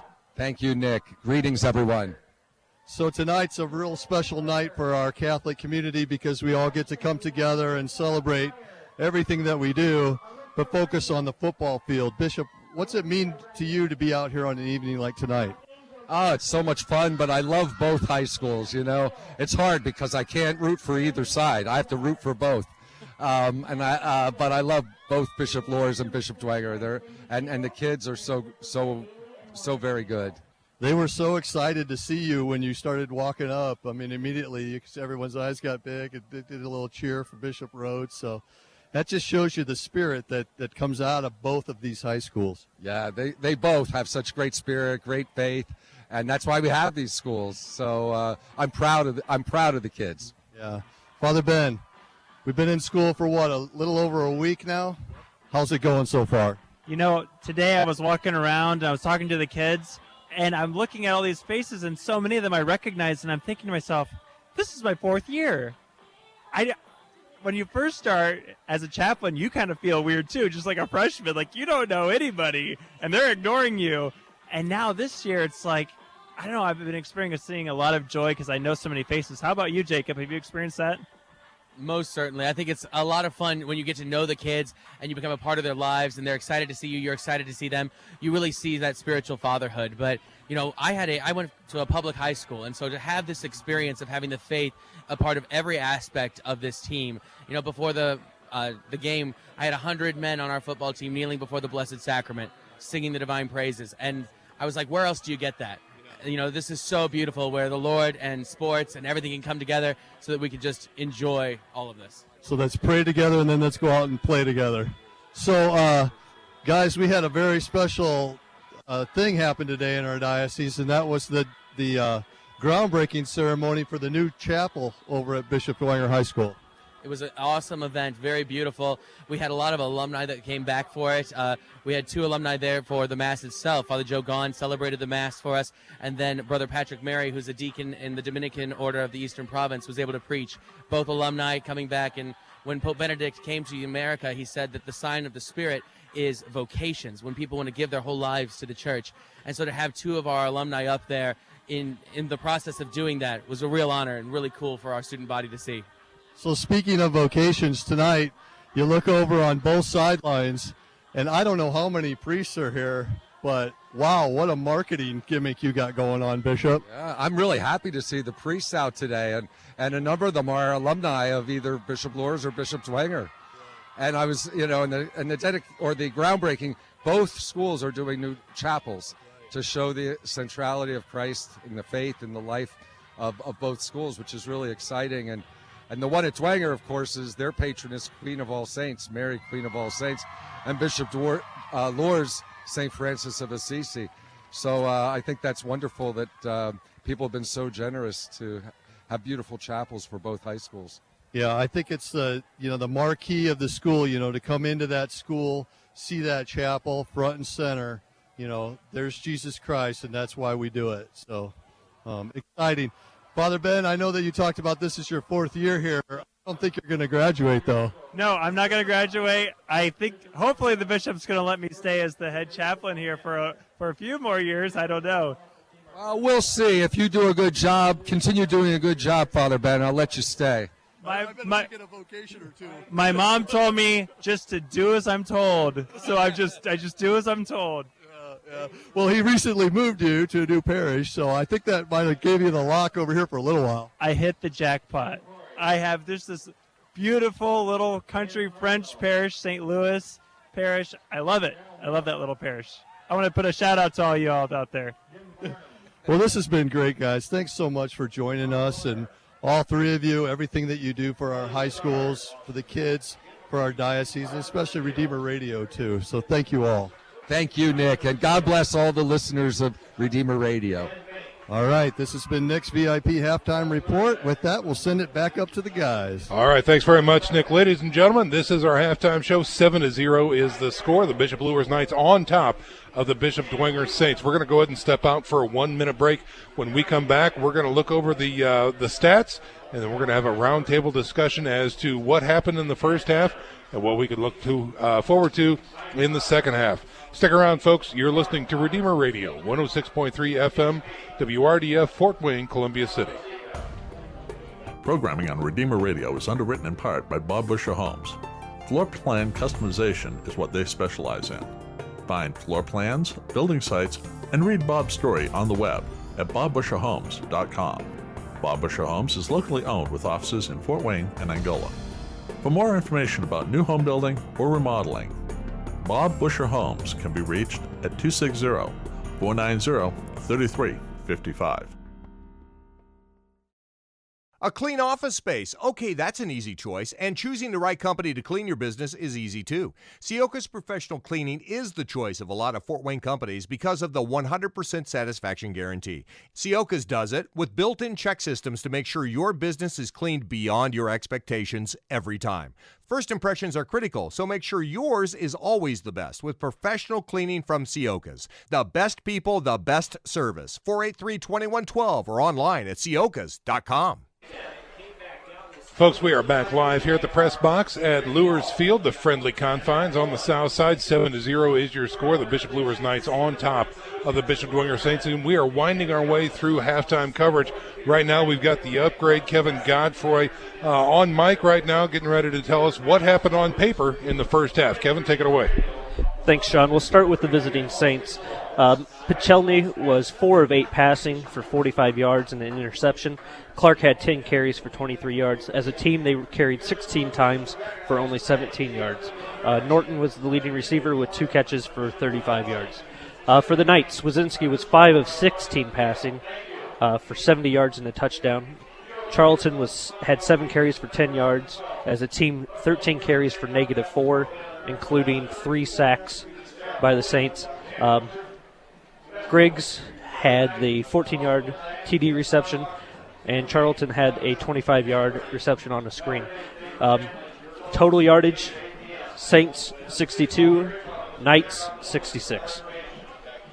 All right, Kevin, thank you so much for that analysis right there. We're going to get the roundtable discussion talking about those numbers right now with Mark Watts and Joe Wharton. But before we do that, guys, I noticed we have a few extra minutes because of the on-field celebration with the 1985 Class State champions right there. I want to talk about some champions, too, that never really get mentioned here at Redeemer Radio, and that is the Redeemer Radio staff. Today we had a monumental effort taking place, a live tailgate talk. And, you know, you would think, okay, that's not a big deal, but until you actually know what happens, it is a big deal. It's a huge deal, Sean. Huge deal, especially kicking off the season. So I just wanted to say thanks to some folks that you may or may not have heard of before, but even if you have heard of them already, it doesn't matter because they deserve all the thanks in the world. Our business manager, Jill O'Sullivan, was here. Our marketing manager, Erin Heckber, was here, along with her support staff. Her husband and daughter was here as well. Deacon Jim was here, along with Andrea from the morning show. Doug Jones. if anyone deserves a gold star, Doug Jones, who is the chief engineer for Redeemer Radio, he is the guy. And his chief Padawan, if you will, Robert Scora, back at the station, making sure everything was good back there and taking us through this broadcast as well. Eric Pete was here, a videographer. Kevin Godfrey was here. And, of course, my broadcast partners in Nick Gray, obviously Mark Watts and Joe Warden. What a wonderful time this has been. What a great way to kick off the season. We're hopeful that we can do it again. All right, boys, back to the X's and O's. What's jumping out at you, Mark, with you hear Kevin's numbers right there? Well, a couple things. One is that Luers' speed has been nullified by Bishop Dwenger. You look at it, and there's not been any big plays. Maybe the one running back ran for 12 or 13 yards. So Dwenger's doing a great job containing and no big plays. That was one of my keys. There's no big plays. Yeah. And then offensively, again, Wazinski looks a little off. He does. I think he got banged around a little bit early, Mark, and I think that's affected him. And he is hobbled a little bit as we watch him running on and off the field. Mark, but to the point we talked about earlier, Noah Wazinski has a green light to audible anytime he wants. We see the Saints. Sometimes they have safety help. Sometimes they don't. It's just man-to-man coverage. Why do you think Noah isn't, when he sees just single coverage on Mac, why do you think he isn't audibling? Taking advantage of that. It could have been field position, Joe. I know sometimes they've been deep. I don't know. Other than that, maybe that tonight Coach Lindsay said, hey, we want to stick with the game plan. He seems to go to him when he's double covered. Yes. I don't get it. And here, 5 for 16 for 70 yards. And look at the rushing, -4 yards. I think that's the other thing that stands out to me. The Bishop Dwenger defense, they're playing so well. Yeah. They're so well. They're keeping their offense in this game. Now, offensively, for Dwenger, what I see, Pachelny's he's doing okay. He's doing okay. He's not doing great, but he's not killing them. What's killing them is a couple of the major things. When they had that ball snap over his head. Mm-hmm. Right. Sure. When they lost field position, when the kid caught the opening kickoff and knelt down. Sure. Yeah. So those are minor things. But I'm telling you, Bishop Dwenger has to feel good about only being 7 down at this point. Kudos to Bishop Luers' defense as well. They made adjustments when Dwenger started gaining some yards on the ground, and not that it was a lot, but they would make adjustments. They went to the 5-man front. They went to the 4-man slanting front, trying to take advantage of maybe their quickness. So Luers is making adjustments. It's been quite the chess match here so far, as you would expect with two great coaching staffs. A couple other stats real quick, Sean, while we're looking at it. Third down jumps out at me, Mark. Third down, the Saints are 1 for 7 on third down conversions. They converted their very first third down, 3rd and 5. They have not converted one, 0 for 6 since. Bishop Luers, 0 for 6 on third down conversions. Third down, these defenses are getting off the field. Yeah, you're right. That's an excellent observation, Joe. Folks, we're going to go ahead and take a 1-minute break right here. When we come back, we're going to talk about what we can look forward to possibly in the second half. And we're going to try and see if Godfather can't get a hold of Coach Kyle Lindsay on his way outside of the locker room and maybe get some insights as to how he felt about the first half and what he's looking forward to in the second half. Our halftime offering is winding down. We'll be back in 1 minute. You're listening to SAC Football on Redeemer Radio 106.3 FM. Spherion Staffing, locally owned by the Pentenberg family, excels in finding the best candidates for industrial, clerical, customer service, non-clinical healthcare, IT, and professional direct hire placements. Spherion clients are accustomed to getting the right employees at the right time, every time. Spherion Staffing supports the proud excellence of the Dwenger Saints and the Luers Knights, both on the field and in the classroom. Whether you are seeking your next career move or searching for great employees, call us at 260-496-9900 or visit us on the web at spherion.com/FTWayne. Hi, sports fans. Sean McBride here, inviting you to try the barbershop experience. St. Joe Center Barbershop, located at the corner of St. Joe Center and Maplecrest, prides itself on professionalism, cleanliness, and a family-friendly atmosphere. In their third generation of family ownership, they have a combined experience of over 125 years. Give them a call at 485-6981. It's my barbershop of choice. That's St. Joe Center Barbershop at 485-6981. And we are back to live action, ladies and gentlemen, here at Bishop Luers Field, getting ready to start our third quarter of action. We're going to see if Godfather can't get a hold of the coach. But right now, I think I'm going to try and give Nick Gray some time to look at his updates and maybe come up to the booth with some updates from around the SAC in the area, if in fact he has them. Hopefully I've talked long enough where he's got his notes, and it looks like he does. Go ahead, Nick.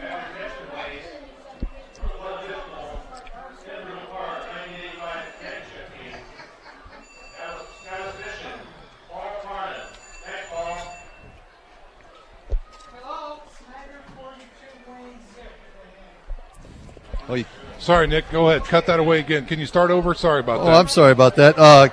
Carroll at Northrop, that's 34-14. Carroll's winning that one. Homestead at Concordia, Homestead's winning that 35-21. Snyder's up on Wayne 42-0. Angola's beating DeKalb 13-6. New Haven 28, Heritage 0. Warsaw's beating Columbia City 7-0. Leo's up at South Bend Rally, and they're winning that one 28-0. So that's what we have so far, and we'll keep trying to keep you updated throughout the rest of the game, folks. Back up to you guys. All right, sounds good. It looks like Godfather has Coach Lindsay available for an interview. Let's go down to Godfather. Godfather, take it away. Okay, thanks, guys. Coach Lindsay, what did you see in that first half that you really liked out of your players? I saw some really good defense. I saw a lot of effort, energy. It's football. It's week one football. I think the offense is we're ready for a big second half here. But, up front on the defensive line, we're controlling the line of scrimmage, and I like our chances. We continue to do that. Okay, one last thing. What do you plan to do in the second half that's going to be a little different? We might see something a little different this first series. That's all I'm okay, I like that wink, guys. I got a wink out of him. All right, Godfather, good stuff. I love it too much.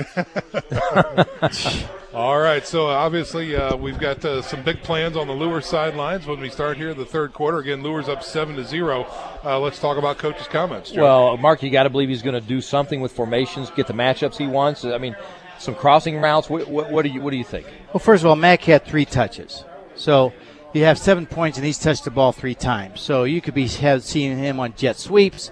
You can see some counters. I think he's going to go to that. He might just come out and say, boys, we're just going to run it down their throats. The way he was talking, I don't know. He seemed pretty cool, calm, and collected. I would agree with that. But I don't think he really was. I think he was hiding something there. Or he could have come out with no backs in the backfield and just start a 2-minute offense and do that. Yeah. It looks like Godfather's looking for Coach Bodrab down there, but I don't know if he'll have a chance to get to him. He may not. He's going to have to sprint across the field to do that one. Well, no, he's not doing that. Yeah. Look at him. But let's fair and balanced, the Godfather. Right, yes. Let's talk a little bit about, from your guys' perspective coming up here, let's look into the crystal ball a little bit. Obviously, Mark, we know that in order for this Luers team to be successful, you got to get it into the hands of the playmakers in space. But Dwenger's doing a really good job, in my opinion, of not allowing that. And the one that's really doing the job is Noah Fremuth. He's been all over the field. He's handling the person across from him. I don't want to keep saying his name because I don't want to beat him up. This is high school. It's not like these kids are getting paid or whatever. Right. Sometimes in high school football, you get overmatched. And you've got to be able to see that and put another kid in there. We've seen it forever. Sure. Probably when we've played. I know one time I was playing and there was a defensive end or an offensive end that I just couldn't handle. And they finally had to change my position. So right now, if Luers doesn't make any adjustments that way, this could be a long night. Now, the last thing I'll say, championship teams, this is my mantra. You always see what they're made of on the first drive of the third drive. I agree. quarter. It's so critical. First drive, both teams. Sean, Mark, let's watch this other storyline. This Bishop Dwenger Saints offense has not scored a point since 2013 in the fourth quarter. Well, let's keep an eye on that. Can that streak end tonight? Last year, they did not score 1 point in the fourth quarter the entire season. Let's see if they can get off the snide. But right now, if I'm Ernie Bodrab, I'm saying, hey, boys, we're only down 7. We're one quick score. We're a fumble recovery. Yeah, they're tickled to be where they are right now. And I'm telling you, the way this Dwenger's defense is playing, this is going to be interesting. Here's Stegmeyer for the kick. And it is a high end-over-end kick deep. Taken at the goal line is Austin Mack. waiting for a wall to set up, trying to get to the right side, finds a seam, breaks through it. He's at midfield. He is gone. Stegmeyer Forget about it. him. He is off to the races. That is a Bishop Luers touchdown. Austin Mack, on the first possession of the third quarter, roasts the Saints. 99 yards, and we did a game like this last year. Luers kind of was lethargic, and I said, what are they going to do? Well, they didn't even wait for their first time. Mack ran it back right to left that last time. I remember that. That was a That's famous exactly one where right. Godfather got a little excited. Yeah, he was running right to him. That's right.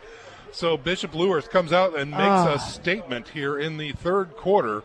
A 6-yard score by Austin Mack on the kickoff return, 99 yards. And now the Saints are deep in it as we await the PAT. And that's a shame because Dwenger's defense didn't have anything to say about it. That's right. No, Yeah. but Mark, you said it. Get him touches, and that was one way to do it. I thought it had a chance to go in the end zone, but it didn't. Yeah. I think the Saints thought maybe he was going to kick it into the end zone. We're going to see this all year, Sean. We'll see how many people kick it deep anymore to Right. him. Yeah, that's it's a good like point. Devin Hester with the Bears. It's just for a point where you just can't kick it deep. You're going to give it to him on the 30 or 35 or 40. Yeah, they might have to ship it all year against Bishop Luers. So Because, yeah, absolutely. that tape's going to be all over the conference quickly. Wow, what a game changer. Well, nobody right. even came close to him. Great job on the blocking by the kick return team. Let's give them some credit because there was not a white jersey near him. And I'll just say that the coaches probably saw the little weak link in that, possibly. They wouldn't have film on it. That's right. Yeah, they didn't use it last off. week. All right, Yeah. So, no, it's just who they felt good about. And well, that's a D1 player. Yes. That's what you get with a D1 player. I'll go back to Jalen Smith. Yeah. He'd make 2 or 3 plays a game, and I would just like, okay, people only making those plays that play on Saturday afternoon. Right. Yeah. We've seen 2 by Austin Mack tonight. That interception, and if you're just listening to this, fans, he made a fabulous interception. He was beat on the play, going off from our right to left. Just a great athletic play. A Division I play. Right. And then that right there, he didn't get touched. No. He made 2 cuts, and he was gone. Yep. Wow. Absolutely. Well, now the Bishop Luers Knights prepare to kick this one away from their 40. They're kicking left to right on your radio dial. 2 men back deep. And this is going to be kicked to an up back from the Saints at about the 27-yard line. Runs forward and is dropped north of the 30 at about the 33-yard line. And that is where the Bishop Dwenger Saints will take over. Nick Fiacable on the return that time for the Saints. Dropped by Nathan Pritchard, the senior, 6'2", 225-pound linebacker. Good special teams play.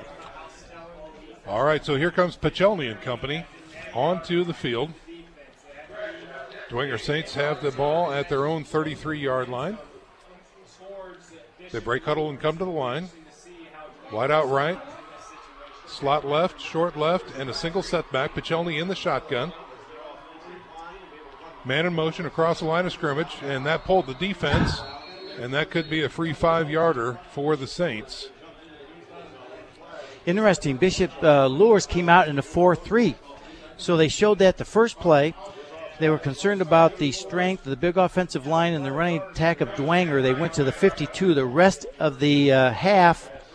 Now they're starting the third quarter with that 40. So either they feel like that's going to work better or that Dwenger's going to pass more because we're down 2 touchdowns. Right. That's exactly the point. You bet. All right, so a free 5 yards for the Bishop Dwenger Saints. Relatively clean game, really. Not a whole lot of penalties. Looks like they're going to run that again. There's a pitch to the right side, looking for some room, and they blow this one dead as well. We've got a false start against the Bishop Dwenger Saints, so that nullifies that one. And I'm going to erase my comment about a clean game. As a coach, that just irks you. Yes. You've got 1st and 5. You need a little momentum, and then you get someone that we know the snap count. Yes. Come on. Yeah. I want to talk real quick about penalties in the first half, Sean. Bishop Dwenger had 2 penalties for 20 yards in the first half. The Knights 3 for 35. Okay. And they both started here with 1. And that's good for the Knights because they've been known to be in triple digits. 1st and 10 again for the Saints. Here's a snap. Play action. Looking right. Throwing down. He's got coverage. He's got a man. It's caught. Past midfield down to the 35-yard line. Good Berghoff. heavens. That is Berghoff, number 86 on the catch that time. Great throw and catch by the Saints. And again, Bishop Luers, they play action fake. The safety bid on it, and they're throwing it right behind him. And good throw, good catch, good route. So that moves the chains across midfield into Luers territory. Again, ball resting at the 35-yard line. Piccioni has split backs behind him, wide out on each side. Here is a give to the tailback. Runs Fumble. through the middle. I think he lost the ball. There's a scrum. Let's see what happens.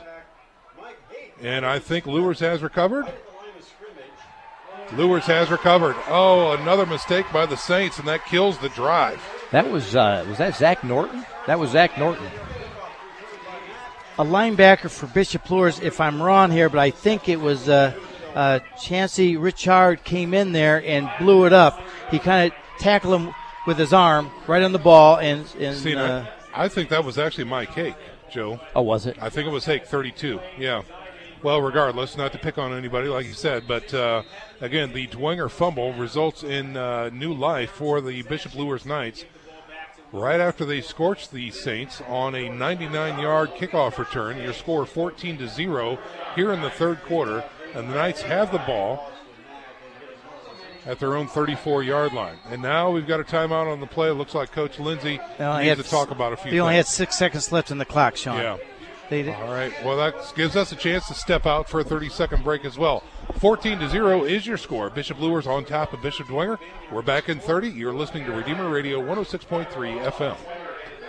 Not a second to spare. At First Federal Bank, we know that's how you feel when running your business. You need banking solutions that make the most of your precious time. We offer tailored solutions to help you manage your cash flow and services designed to streamline your paperwork, all with your time in mind. Call me, Tracy Bodan, at 260-432-0022 to learn how you can feel like you have a personal bookkeeper working for you around the clock, or visit first-fed.com. First Federal Bank, better together. Member FDIC, Equal Housing Lender. We are back to live action here at Luers Field, the Battle of the Bishops, where the Luers Knights are on top 14-0 over the Bishop Dwenger Saints. Off of the fumble, the Luers have the ball again in between the 34 and their own 35-yard line. 1st and 10 coming up. Off the timeout, the offense is on the field. And remember, Sean, what Coach Lindsay, he winked at Godfather and said, we've got something going on. Wildcat. And look at it, Wazinski's out here. Wink, wink. Yes, he is. Wide out to the right. Max got the ball. They fake the handoff, and Mac going around the left side, and he is off to the races again. And he is taken down by his shoestring after a very large gain down into Dwenger territory. We've got something new planned, wink, wink. Yeah, that's right. Do you think they're taking advantage of the aggressive defensive flow for the Saints defense? Because he faked the jet. But, to me, if Austin Mack's there, I'm staying home as a defensive end. That's right. Well, and we need to say this. Wazinski is limping, and it's just not a little – he's favoring it. I mean, when he runs back, talks to Coach Lindsay, he runs out in the field, it's very pronounced that he is limping. So I don't know if this Wildcat's something they were going to do anyway. Now, we've got a situation developing here. It looks like there is a Knight down on the opposite sideline. Is that Mack? Because that's where the play ended up. Well, and I don't see Mack in the huddle. I don't either. Yes. It is Mack. Yeah, he might have cramps. He is hobbled. He could be cramping. It's early in the season. You usually see those in August. He is up and walking back towards his sidelines, and he is favoring a leg. Boy, that could be a cramp. Look how he... Yeah. He's not moving that one ankle. That's probably a cramp. He's probably trying to stretch it as he walks. Well, an impressive run anyway. Let's reset the scene. The ball is now at the Bishop Dwenger 40-yard line. They've got a 1st and 10 as Mack makes his way slowly across the field back to the sidelines. Godfather, could you check maybe on what that could possibly be? It might be important. It's like a cramp. We're going to, let's see, we've got a timeout on the field. We reset, and the official blows the whistle, and here come the Knights back up to the line of scrimmage. Dave Coons looking at him. Okay, 1st and 10 here for the Knights. Wazinski has a back abreast and one behind. 2 wideouts, 1 on each side. Here's a snap, give to Charlton. Right side, he's hit at the line of scrimmage. Did the ball come loose is the question. Looked like a Saint may have gotten a paw on it, but no, the Knights retain coverage. And now it looks like Charlton is hobbly going back to the huddle. He's hobbled. Noah Wazinski's hobbled. Max hobbled. Exactly. That tells me that the Saints are hitting hard and the Knights need to hydrate. Well, I'll tell you one by someone that's not hurting his Frymuth, because he just came in there and slanted in to make the tackle for a 2-yard gain. Yeah. I'm telling you, fans, if you're listening to this game, he is playing for a senior. He's a beast. He's just playing his guts out. Yep. Wow. 2nd and 8 for the Knights. Here's a snap. He's looking to throw. Wazinski goes left side, timing pattern up, and no good that time. Looks like he was going after his intended receiver in Carter Gilly, and that is an incomplete pass. In nice coverage. Nice coverage there. Yeah. David Obergfell in coverage, number 25 for Bishop Dwenger. Just a fade pattern, 3-step drop, lit it up there, and it was just well covered. Yeah. 3rd and long now. Coming in for the Knights is number 2, Corey Griggs, with the play. 3rd and 8. Let's see what they do here. Ball resting at the 38-yard line of Bishop Dwenger. The break huddle will come to the line with trips to the right, 1 wide left, and a single setback. Wazinski has a snap. Here's a delay through the middle. Draw play. Charlton breaks it outside and gets Shoestrung. Excuse me, check that. That's not Charlton. That's Hambright, number 32. And he will not have enough for a first down. And that's going to bring up a 4th and 3 for the Knights. Looks like the offense is going to stay on the field. Knights are, excuse me, they're up 14-0. In Dwenger territory.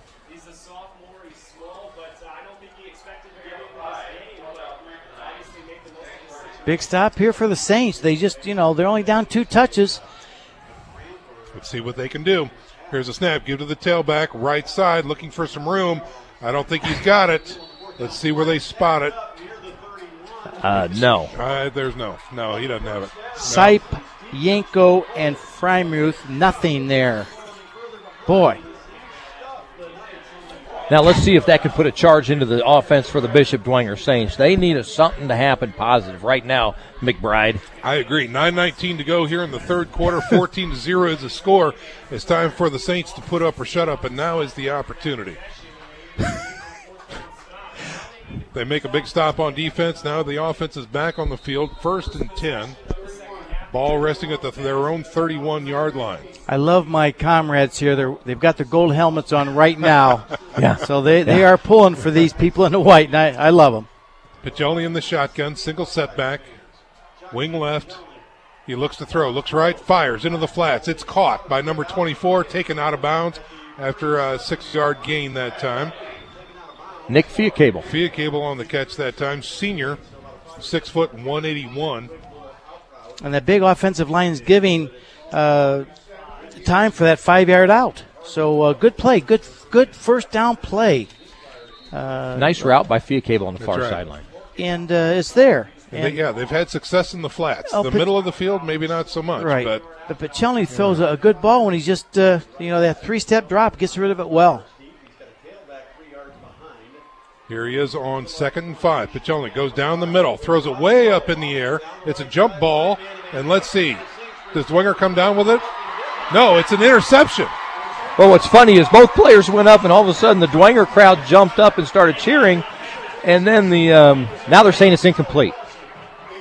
Jack Johnson came away with the ball for the Knights. He sold us. He sold us. He jumped up with the ball, and Exactly. then the Knights crowd stood up, and they were both wrong. So an incompletion on a very very interesting throw that time by Piccioni. Well, listen, he's got Berghoff out there, Sean, and know Berghoff, he's 6'4", and you also have out there Fetterspiel, 6'1". He's got some height in his receivers. Yes. And right now we've got 6'2" Austin Mack back on the field playing defense. Yep. So the Luers faithful are glad to hear that. 3rd and 5 now for the Saints. Piccioni in the shotgun, single setback. He looks to throw, looks left, looks up, fires. And it is caught that time for a first down near midfield at the 49-yard line. He took a shot. Again, that's number 86, and he comes up hobbling for the Saints. but a great catch that time by Berghoff to move the chains for the Saints. Deshaun Bushell, the safety, with the hit, but just a good throw and catch. And again, they're working on the Luers safeties in between the hashes. We saw Deshaun as a significant playmaker at St. John's Fort Wayne and CYO. Good to see him making the moves up to Bishop Luers. I believe that was Pichelny's best pass of the night, gentlemen. I agree. It was that was right on there. the money, Yep. on a line. 1st and 10 near midfield for the Saints. Pichelny has it, looks to throw, steps up, going deep, right side, looking for it, goes up. He got it. That is Zach Norton on the catch. Is that 21? Zach Norton, indeed. Wow, huge catch that time. That's just one-on-one. Zach Norton wanted it better than the defender. I agree. It was a jump ball. Yep. And Norton just went up and got it, ripped it from him. And he come back and he kind of pointed to his quarterback like, "You get it to me, 'cause I'll catch another one." That's right. Did you guys see that? Well, you're seeing here Pichelny gaining some confidence. Yes. From the 49 down to the 16, the Saints in the red zone for the first time tonight. All right, Joe, you've been saying they've had some trouble scoring in the red zone. Here we go. Let's see what happens. Can they finish? On 1st and 10, Pichelny with a single setback. 4 wideouts, 2 on each side. Here he is, quarterback draw through the middle. He runs forward. He's at the 10, spins, gets inside the 10, down to about the 8-yard line. Great call that time. Broke a tackle from Chance Richard there, and oh man, I'm telling you, Joe, he's starting to get some confidence. He is. You can see it. Yep. It's evident. No question, because he looked strong on that. He went back 3 steps, and he just found that hole and went there hard. 8-yard gain that time on the quarterback draw, bringing up a 2nd and 2 inside the 10 at the 8-yard line. Just an observation, hands on hips of the whole entire defensive line for Bishop Luers. I saw that. I was going to say that, Joe. Great observation. Split backs, wideouts on each side. Here's a snap, give to the tailback, bounces it out left, pushes forward. He gets down to the 5. That'll be enough for a 1st and goal for the Saints. I don't look for them to get to be cute down here, the Saints to be cute, Mark. I think they're just going to get behind that big offensive line, play power football, and just try to poke it in. Joe, I agree. I just watched Elijah Jett was taken back 5 yards. He was out of the play, but he was driven back 5 yards, and he was out of it. I'm telling you, Luers is up front. They look tired. That was Mike Hake on the carry that time. He's going to be a wing left now with a single setback in number 42 for the Saints. That is Winklejohn. Here's a snap, and they give it to Winklejohn, left side. He gets back to the line of scrimmage, maybe a gain of 1, possibly 2. Let's see where they mark it, inside the 5, maybe down at the 4. Nick Carroll came up, nice play. You know, Joe, we've heard this a lot. When you've got a big offensive line, you might not see it work in the first half, but by the 3rd and 4th quarter, those big boys start wearing on you, and I think we're starting to see it right now. I think Ernie's just going to start punching it in here. Let's see what he's got going. Looks like he's going power here. Let's see what happens here in the 3rd quarter. Again, Saints down 14-0, but they are threatening on 2nd and goal from the 4-yard line. Single setback, wing left, double wide outs. Pichelny from the shotgun. Again, give it to the big man through the middle. Big push. Might have gotten 1 or 2 there, down to the 3, possibly the 2. Almost the 2. Here, big 3rd down upcoming, boys. That's right. They've got 2 to go for it, Joe. He's not going to kick a field goal. Nope. No, absolutely not. He knows he's got 2 to go. You know what was open there if he'd have done it? The option. I saw it. Yeah. Let's see if he comes back and keeps it, because Luers is really, they're a little tired, and the defensive ends are getting sucked in. I'd say Pichelny keeps it for a touchdown. Let's see. Norton wide out to the right. Single setback is Mike Hake. And now we've got a timeout on the field. Officials timeout. Officials timeout. Equipment timeout. Oh. Somebody's, oh, boy. All right. Oh, sorry. We've got 5:48 to go here in the 3rd quarter. 14-0 is your score. Let's get an opportunity to talk about Hubcap Express. They are the expert in run-flat tires and plus-size fitment. If you need your tires straightened or your rims fixed, Hubcap Express are the people to talk to. For all your tire needs, visit Hubcap Express, located at 606 West Coliseum Boulevard. Huge down here for the Saints. 3rd and goal from the 3. Single setback. Here's a pitch given to Hake. No, play action, throws out to the right side. It is caught. Touchdown! There it is. Wow, what a play. Zach Norton dove and caught the football. Norton goes horizontal to make that, and he does. 6 points on the board for the Saints. Pichelny, he faked it. He kind of held the ball behind him so no one could see it. Great fake. He rolled out. It looked like to us he was going to throw it to the short person, but Norton was deep right at the corner, short corner of the end zone, and he put it on the money. Great pursuit angle by Norton. Good throw by Pichelny, and it scores 6. I'm telling you, when now here's a swinging gate. They're going for 2, and he does. Mike Hake scampers in the left side for 2 points. Okay, Ernie Brodrab and I are pretty good friends, and he said, Mark, I've taken the extra point team because I've got a whole package of plays on the extra point team. So, Dwenger Nation, that's Ernie Brodrab right there, and he caught him big time, Yes, and that's huge. Yes, indeed. So 2 more on the board for the Bishop Dwenger Saints. 14-8 is your score with 5:21 to go here in the third quarter. We're back in 30 seconds. You're listening to SAC Football on Redeemer Radio 106.3 FM.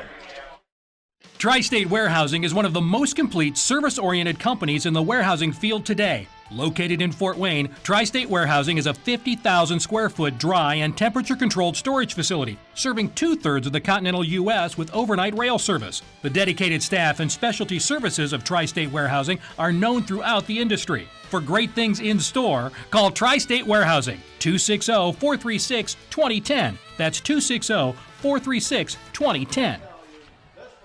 We are back to live action here at Luers Field. It is the Battle of the Bishops, where the Bishop Dwenger Saints have now struck against the Bishop Luers Knights. 14-8 is now your score.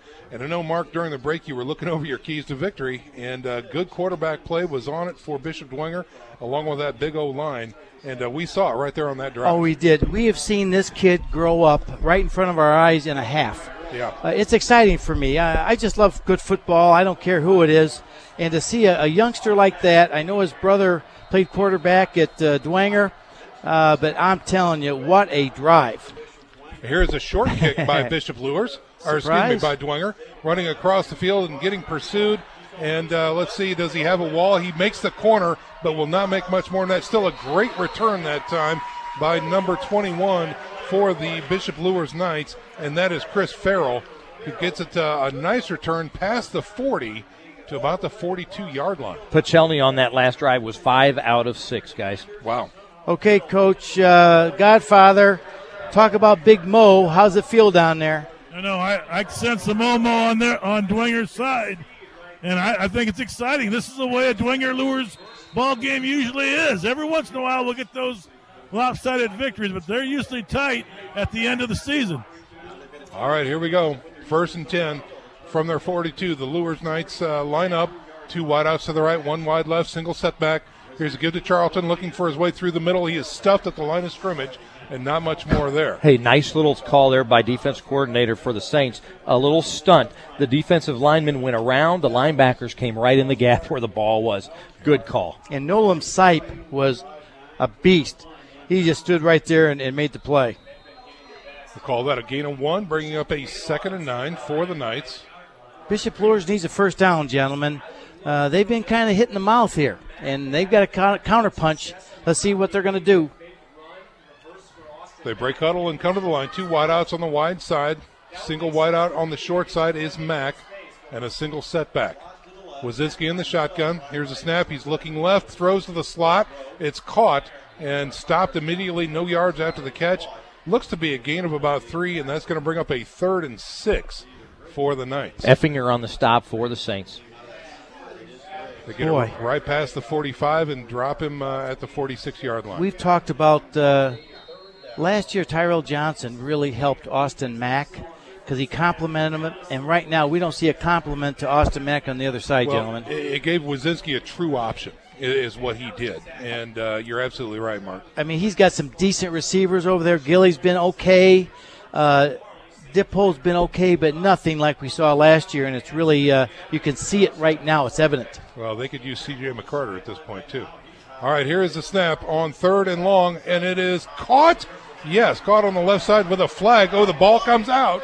There's a scramble. But I think it's pass interference on the Saints. I think so. The defender was there early. I think he got there early and did a wrap around the receiver. Or a face mask that pulled it out. But I think it's definitely on the Saints. And gentlemen, I just want to let you know that Frymuth was double teamed. They kept the back in. Yeah. Because I was watching that, and all of a sudden I see this back double him. It is a hold against the Saints. So what would have been a first down or possibly even a fumble is negated, as the officials are still talking about it there. We're going to find out where the hold actually took place and then mark it off after that.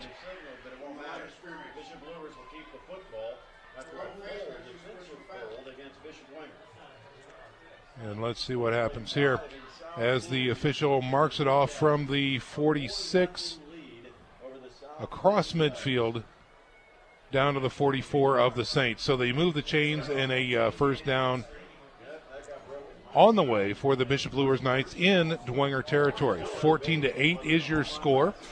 We've got 3 minutes and 36 seconds left in the third quarter. Wazinski looked like he's picked up his game, folks. I think because, so. I mean, Hey, he's a warrior. Get it right, guys. Those last two, I mean, that looked like a senior leader quarterback. On 1st and 10 in Dwenger territory, Wazinski from the shotgun. Give to the tailback, and he's looking for some room. He's got some room around the left side. Big push that time, and a nice run. Gain of possibly 4, maybe 5. Fans, if you can just imagine this, that's that stretch play where the quarterback has to run out there and get the ball to the receiver going out wide, or the running back. And Wazinski barely could get there with that leg, guys. Yeah, he fell down. He fell down trying. He reached as far as he can. This injury to Wazinski is not just a minor situation. I'm telling you. He's hobbled. I mean, you can see him hobbling out there. He's being a trooper right now because he's definitely hurt. Call that a 2nd and 6 coming up for the Bishop Luers Knights. Chris Farrell checks in.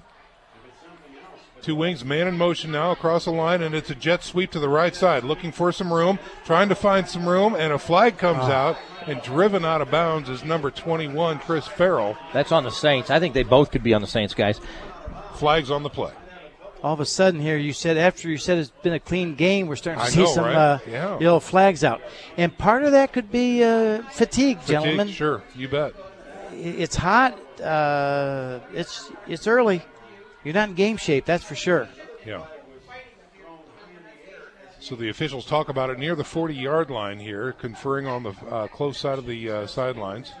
It looked like to me Noah Frymuth pushed a face mask, had a hand to a face, trying to get off the block. Yeah. And that's when the flag flew out. That was one. I'm not sure what the second one was. Well, I can tell by the Luers sideline it wasn't against them. Yeah. Because Coach Lindsay would have been right there. Was that 2 face masks? I think it was. It looks 2. like it, yeah. Mm-hmm. Oh. No, you. Okay, I'm sorry.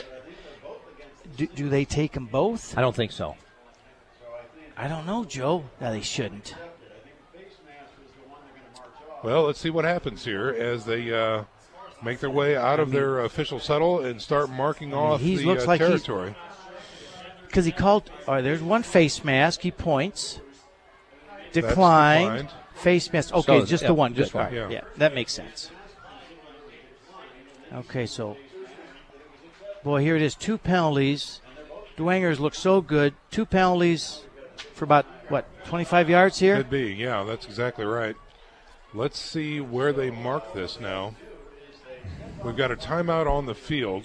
Bringing the chains out. Yeah. And also, gentlemen, you notice that Bishop Luers is trying to get outside. They now know they don't want to mess with those linebackers inside, and they want to keep away from Noah. So we're seeing more wide stuff than we ever did. Yeah. Good coaching. Yeah. You improvise, you adapt, and you overcome, and that's exactly what they're doing right now.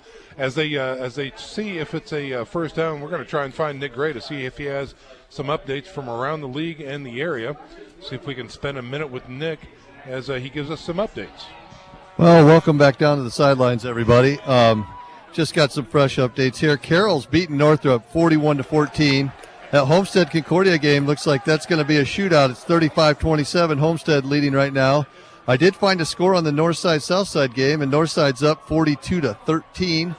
Snyder's really giving it to Wayne, 49-0. Angola DeKalb, Angola 13, DeKalb 12. New Haven's beaten Heritage 35-0. The other interesting one really is Leo's up 35-0 on South Bend Riley. So that's what we have for now. back up to you guys. All right, we'll check in with Nick near the end of the game, and that was enough for a first down for the Bishop Luers Knights after the penalty was assessed. We've got 2:38 to go in the third quarter. 14-8 is your score. Luers on top of the Bishop Dwenger Saints. They do have the ball with a fresh set of downs at the Dwenger 34-yard line. They're moving left to right on your radio dial. Wazinski in the shotgun with a single setback, 2 wings, and a wide out on the short side. Now a man in motion. They fake, play action, screen, right side, and they are caught. Here they go down the field, breaking back inside, and finally taken down inside the 20-yard line. Great play that time by the Bishop Luers Knights. Okay, that's a great call. Noah Frymuth has been in your backfield. He's been in the quarterback's face all night, so you just let him run in and then just throw it right behind him. Yeah, the best screening team in the SAC. And you can't blame Noah. I mean, he sniffed it all night. Just a good call. Good call on a very aggressive defense. Tyrion Hambright moves it down inside the 15-yard line to the 13, and now the Knights are back in the red zone with a fresh set of downs. Austin Mack is not in the game right now. Wazinski with a single setback, double tights and 2 wide outs. Here's a snap, give to the tailback, trying to find his way through the middle is Tyrion Hambright. Maybe gets to the 11, maybe a little bit north of that, but not much more there. Mike Hake, Noah Frymuth on the stop, and these linebackers have pursued, and these Saint linebackers have just been filling holes all night. Yeah. There's been nothing really from tackle to tackle. Yeah. And if you didn't hear that Luers was minus 4 yards on 13 carries in the first half, I think we're going to see him go outside wide. We'll call that a gain of 3 on the last play, bringing up a 2nd and 7. Same formation this time for the Knights. Now a man in motion across the line of scrimmage, going to the wide side. Here's a snap, tailback through the middle. They try the counter, gets inside the 10, down to about the 7. Could be another gain of 3 that time.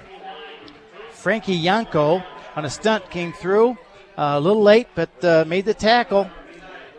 3rd and 5, big play for the Knights. Coaches have been real impressed with Frankie Yanko as well this preseason. They feel like he's going to be really tough to block for most offensive linemen. And they moved him that time, Joe, and it was effective. Also, he has a nice number. 59. Okay. Was that your number, Bootsy? In college it was. How did I guess? He was a linebacker. That's right.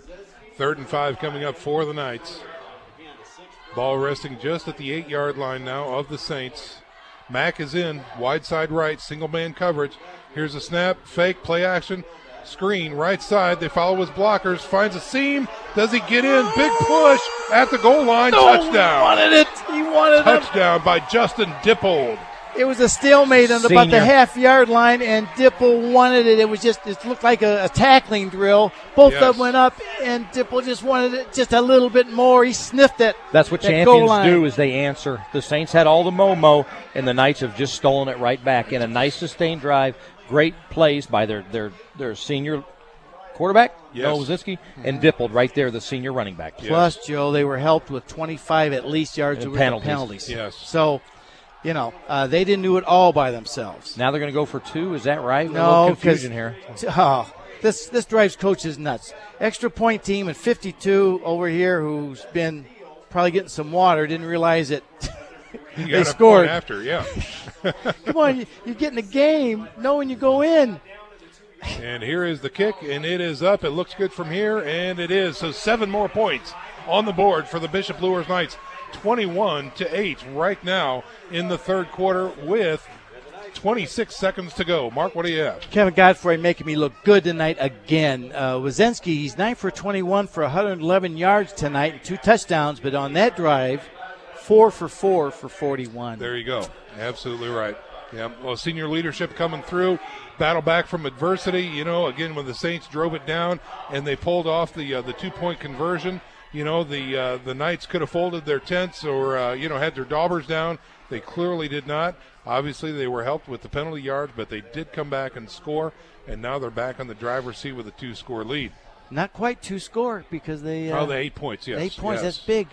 Mm-hmm. It was fun. Ernie Brodrab and I, our wives teach together, so we've been kind of friends for the last 4 or 5 years. And when he was kind of telling me about this extra point, that he took over the extra point team because he said, I've got a whole package. And with kind of a twinkle in his eye. So wasn't surprised that was well coached, well executed. That was pretty cool to me. Okay, so it looks like the Knights are getting ready to kick this one away.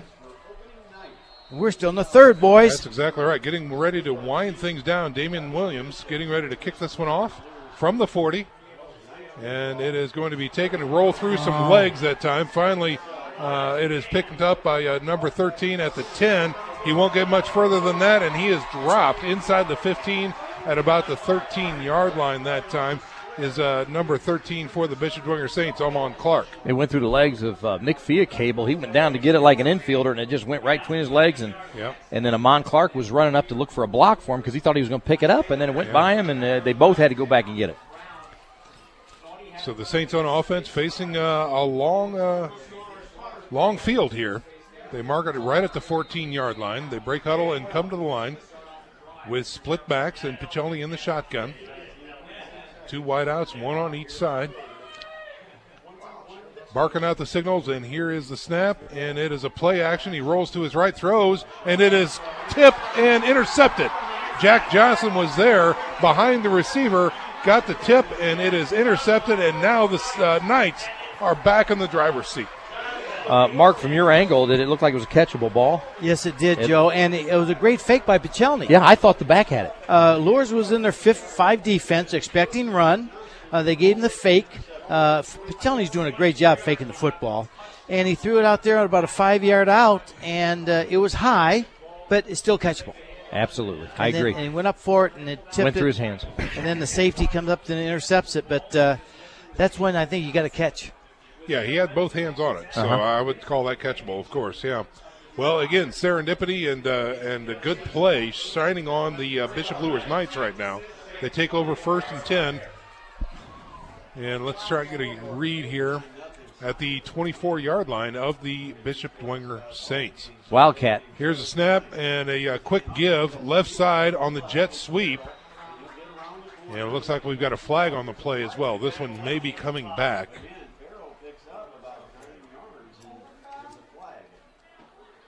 So after about a 8 or 9 yard gain that time, it may be nullified. This is going to be a hold against the Knights. Just handed this note, Zach Johnson, 4 tackles, 2 pass breakups, and an interception tonight. Good night for Jack Johnson. And you have to give him credit. He was flying to the football. You know? Sure, and you bet. if he's not hustling hard, he doesn't make that interception. So they move him back 10 after the spot of the foul. Looks like that's going to be about the 32, maybe the 33-yard line there for the Knights. They'll retain the first down. This third quarter has taken about 2 hours. It has taken a long time, hasn't it? Yeah. It's been fun. Yeah. But, boy. And it looks like this could very well be the last play of the third quarter. 6.6 seconds remaining.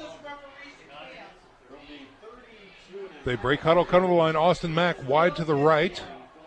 Dwenger in their 4-3. Man in motion across the line of scrimmage. They fake, go through the middle that time. And, boy, he's got some room and keeps running. Good heavens. Nice speed that time by the tailback. I believe that was a dip hold on the carry, number 23. Yeah, they're just trapping the big guys. They're taking advantage of the aggressiveness on the defense, the hard chargers. At that time it was a trap on the counter, and a big hole over there for Dippold. So from a 1st and 20 down to a 2nd and 5 now for the Bishop Luers Knights, and that will be enough for the third quarter. When we come back, we've got 12 minutes to play. Your score 21-8. The Bishop Luers Knights on top of the Bishop Dwenger Saints. Stick around, folks. We are back in 60 seconds. You're listening to SAC Football on Redeemer Radio 106.3 FM. We're all searching for answers, searching for meaning in our life. But the world and the culture give us empty solutions and empty promises. We know there is more to life because we're searching for the real truth and a real meaning. You can stop searching because you found Jesus Christ at His Catholic Church. Redeemer Radio. Welcome home to your family of faith.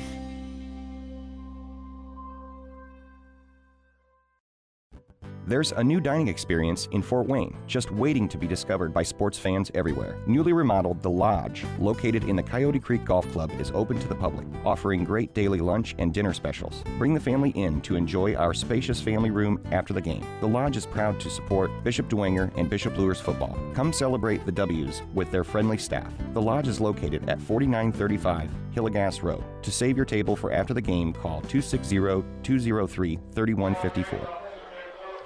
We are back to live action, ladies and gentlemen. 12 minutes to go here in this contest, the start of the fourth quarter. And the Bishop Luers Knights are facing a 2nd and 5. Quarterback keeper this time around the left side goes nowhere. And so that was broken up. That was Wildcat. That was Mack. Yeah, Austin Mack, a direct snap. And he gets back to the line of scrimmage and not much more there. That's going to bring up a 3rd and very long 5. Gentlemen, I've got to commend Coach Lindsay. Dwenger was so aggressive and so good in that first half. He's used that kind of against Dwenger with counters and counter traps and reverses. Screens. Yep. And he's really did a nice job of play calling to help counteract that because Dwenger, these kids have been playing defensively. I'm telling you, they've played a great game. All right, on 3rd and 5.5, we'll call it 3rd and 6. Wazinski gets a low snap, looks to throws seam pattern into the end zone, and it is dropped. A flag comes out, and that is going to be defensive holding against the defensive back there. Man coverage. Godfather, what'd you see? Oh, he looked like he was dating him. He had his arm around his shoulder. I didn't know what was going on there. All right. The Godfather. That was going to Deshaun Bushell. He started on a guard on the basketball team last year as a freshman.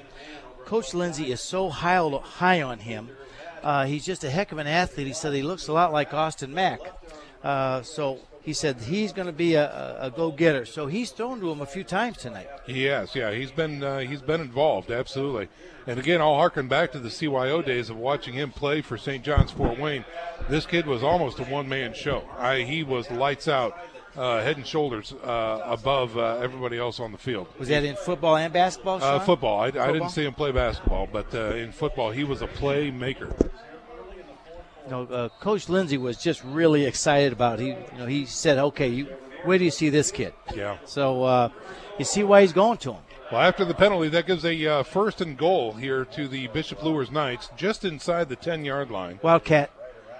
They do break huddle and come out with the Wildcat. Austin Mack lined up as quarterback that time. Man in motion.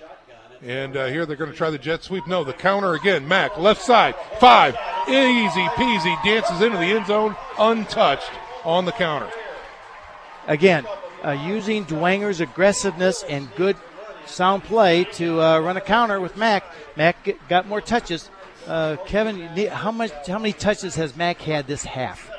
He only had 3 the first half. So Max scores 6 points again for the Bishop Luers Knights now, and they're going to line up for the PAT.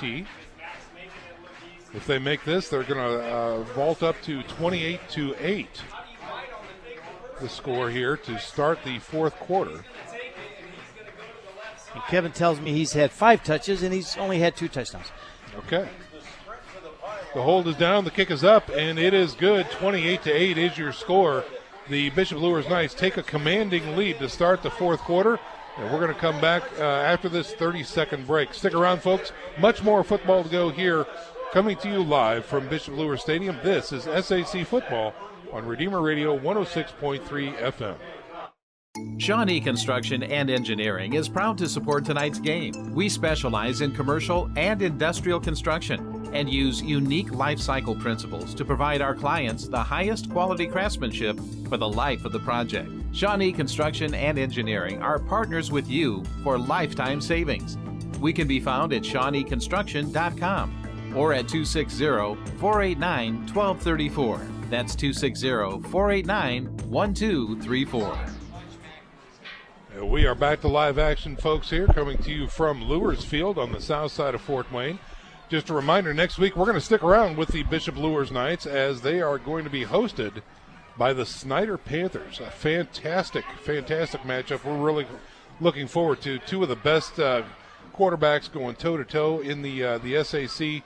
here in second week action. I'm really excited about that matchup, Mark. Oh, and probably the two best receiving core in the SAC. Snyder's one, Luers is probably two. Yep. Well, Homestead's going to have to say will have something to say with their three exactly outstanding right. receivers. But wow, what a game! Folks, you can get our schedule on RedeemerRadio.com. Just click on sports and check out our schedule there. You can also listen live at RedeemerRadio.com anywhere in the world. Here's the kickoff. Zach Norton has it. He's trying to get across field, and he gets dropped on a great pursuit angle by the Bishop Luers Knights. And not much of a return there inside the 15 at the 14-yard line. Big storyline tonight, guys. You know, when you talk about these big games and the championship-style games, you always focus on turnovers. Even if it's not said, it's understood. Bishop Dwenger, 2 interceptions and a fumble. Yeah. Luers, they turned it over on downs early in the game, and that's their only turnover. So turnovers have played a big part in this. That's not even including that snap over the quarterback's Exactly. head. Right. That really cost them Good point. a drive. Here come the Saints again on offense. First one of the fourth quarter for the Saints here. Piccioni's in the shotgun with a single setback. Moving left to right on your radio dial. Here's a snap. He rolls left. Quick fire out to the sidelines. It is caught. No, caught out of bounds.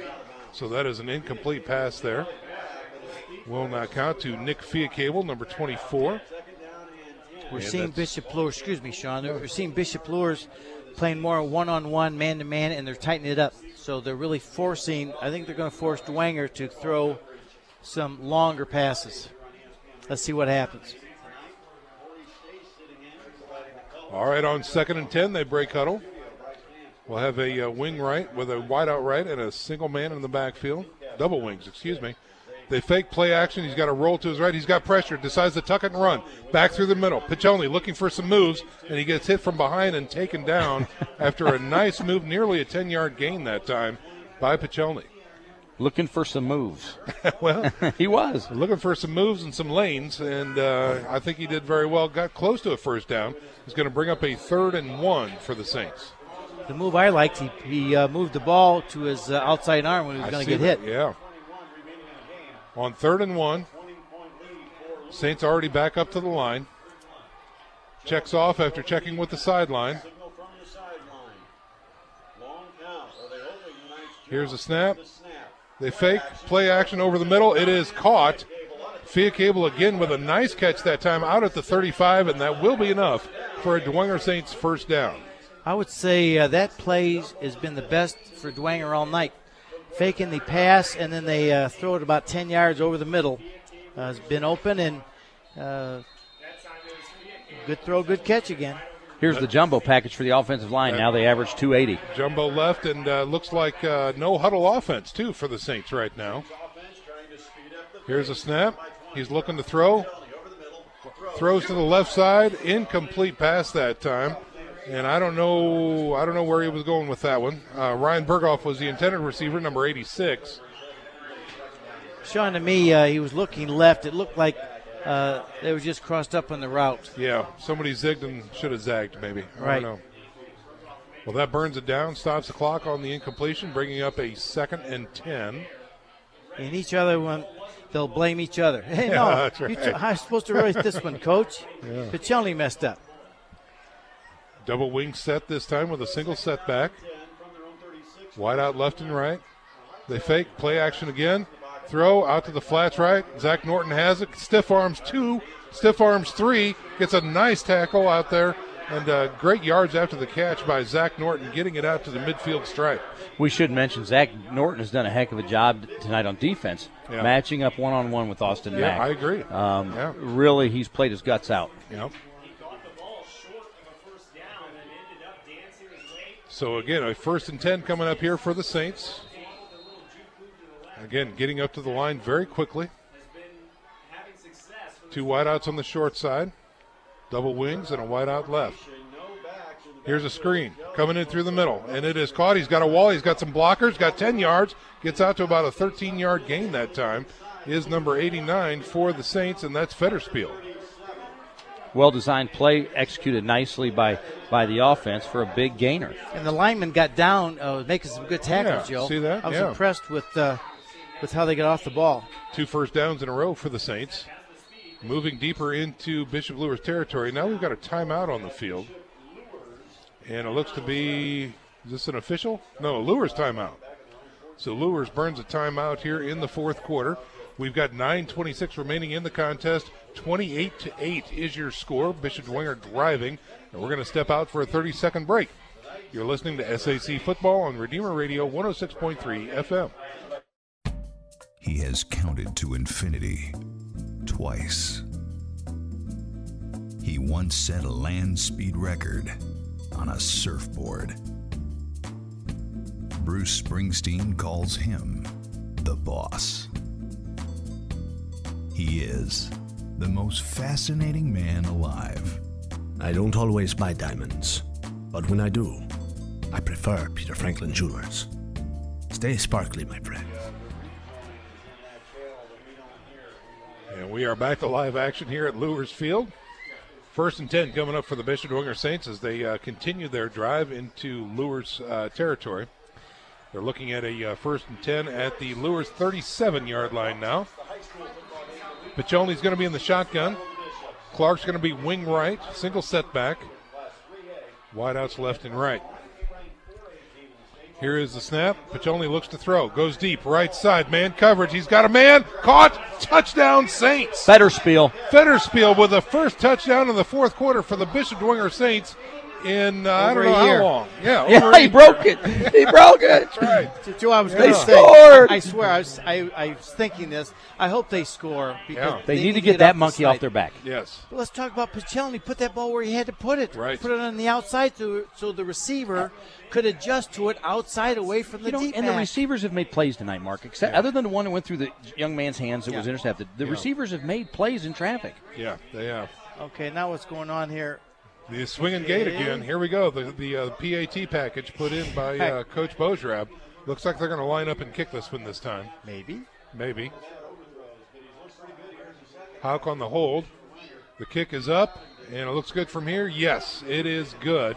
Bishop Dwenger knocking that one through by number 20, Jacob Tomlinson. The senior, Tomlinson. All right.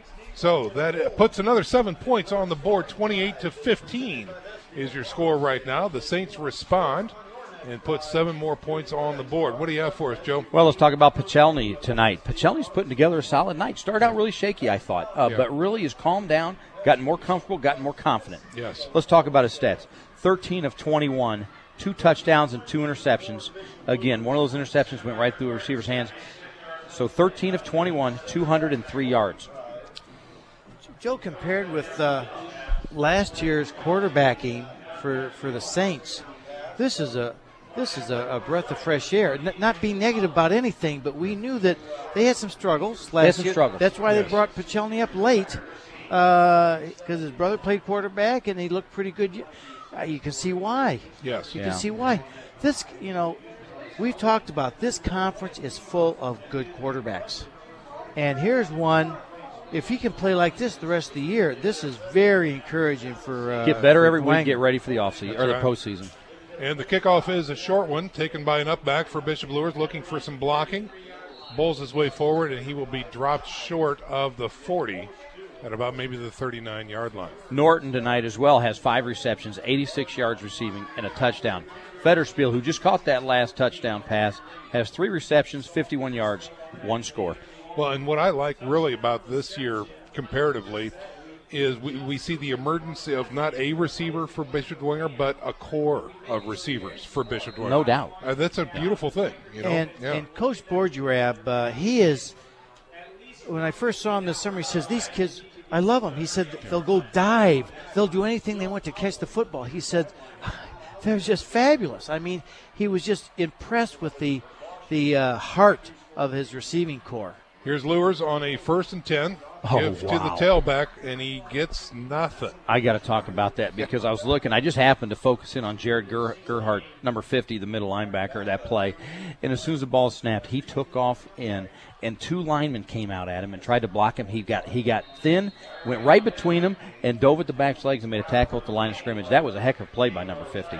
Absolutely it was. And you look at Gerhardt's tail of the tape here, 5'8", 190. You know, no, he plays much bigger than that. This linebacker core is pretty aggressive. Yeah. Well, their technique, gentlemen, is outstanding. He stayed on the back hip again, and when he saw the back come up, he just lit him up. 2nd and 10 now for the Knights. Quick throw, quick screen to number 3 that time. And Gilly doesn't get much. He's wrangled right after the catch, maybe a yard on that one. Close again to the 39-yard line. Oberg fell on the stop. I think they're going to play a little tighter on these little short routes. Yeah. But be careful for the long routes, Glory. That's right. Be careful what you do there. third and 9 coming up for the Knights here. I'm sorry, spoken like a true offensive lineman over there. Yeah. Uh-huh. Wow. Hey, watch the short pass and the long pass. That's right. All right, Austin Mack checking in for the Bishop Luers Knights. All these guys have never worn a 20 or a 30 number out there, fans. Well, they don't make jerseys. Watch for the run, watch for the pass. Here is a long pass right side by Wazinski going up, double coverage, and incomplete that time. His intended receiver was Corey Griggs, and no real chance at that one. What was the penalty? There is a flag on the play. Illegal shift. So that's a motion penalty. Decline. Yeah, decline that one. Let's make it 4th and 9 instead of 3rd down again. If you're a Dwenger Saint. Should qualify that. It's getting late early. Yes, is that what yes, you used it to is. say? You're exactly right. And we still have a ball game, guys. That's I mean, right. 7.5 minutes, Saints are getting the ball back. Yeah. And they look good in that last drive. I mean, this game is not over. Not by any means. And it looks like Jack Johnson, number 15, is back in punt formation now, facing a 4th and 9 from their own 39-yard line. Back deep is Zach Norton for the Bishop Dwenger Saints. And a little high, but a good snap. He gets it away. And a fair catch called for, and he will catch and touch up at about the 24-yard line. I'm not sure how they didn't block that. I thought he was blocked, yeah. He was back there eating the kicker's lunch. And guess who was back there, gentlemen? 45. There you go. Yeah. Oh, boy. What a game that young man has played. I thought he could have tied the punter's shoe. He was back there. I thought it was close. Yeah. 28-15 is your score. 7 minutes and 39 seconds remain. Bishop Dwenger now with the ball, facing an uphill challenge, but they did score on their last drive. Let's see if they can do it again. Coach Watts, 2-minute drill, too early. No. Luers is tired. We've said that. Keep the tempo I up. think that's what helped them the last time. Piccioni in the shotgun with a single setback. Wing right. Oh, we've got some movement. That was not a clean snap. Sam Henry is checked into the game, number 78, 6'4", 300-pounder at left guard. Sam Henry's out of St. John's, New Haven. Oh, the false start penalty against the Saints that time. It moves them back 5 yards to the 14.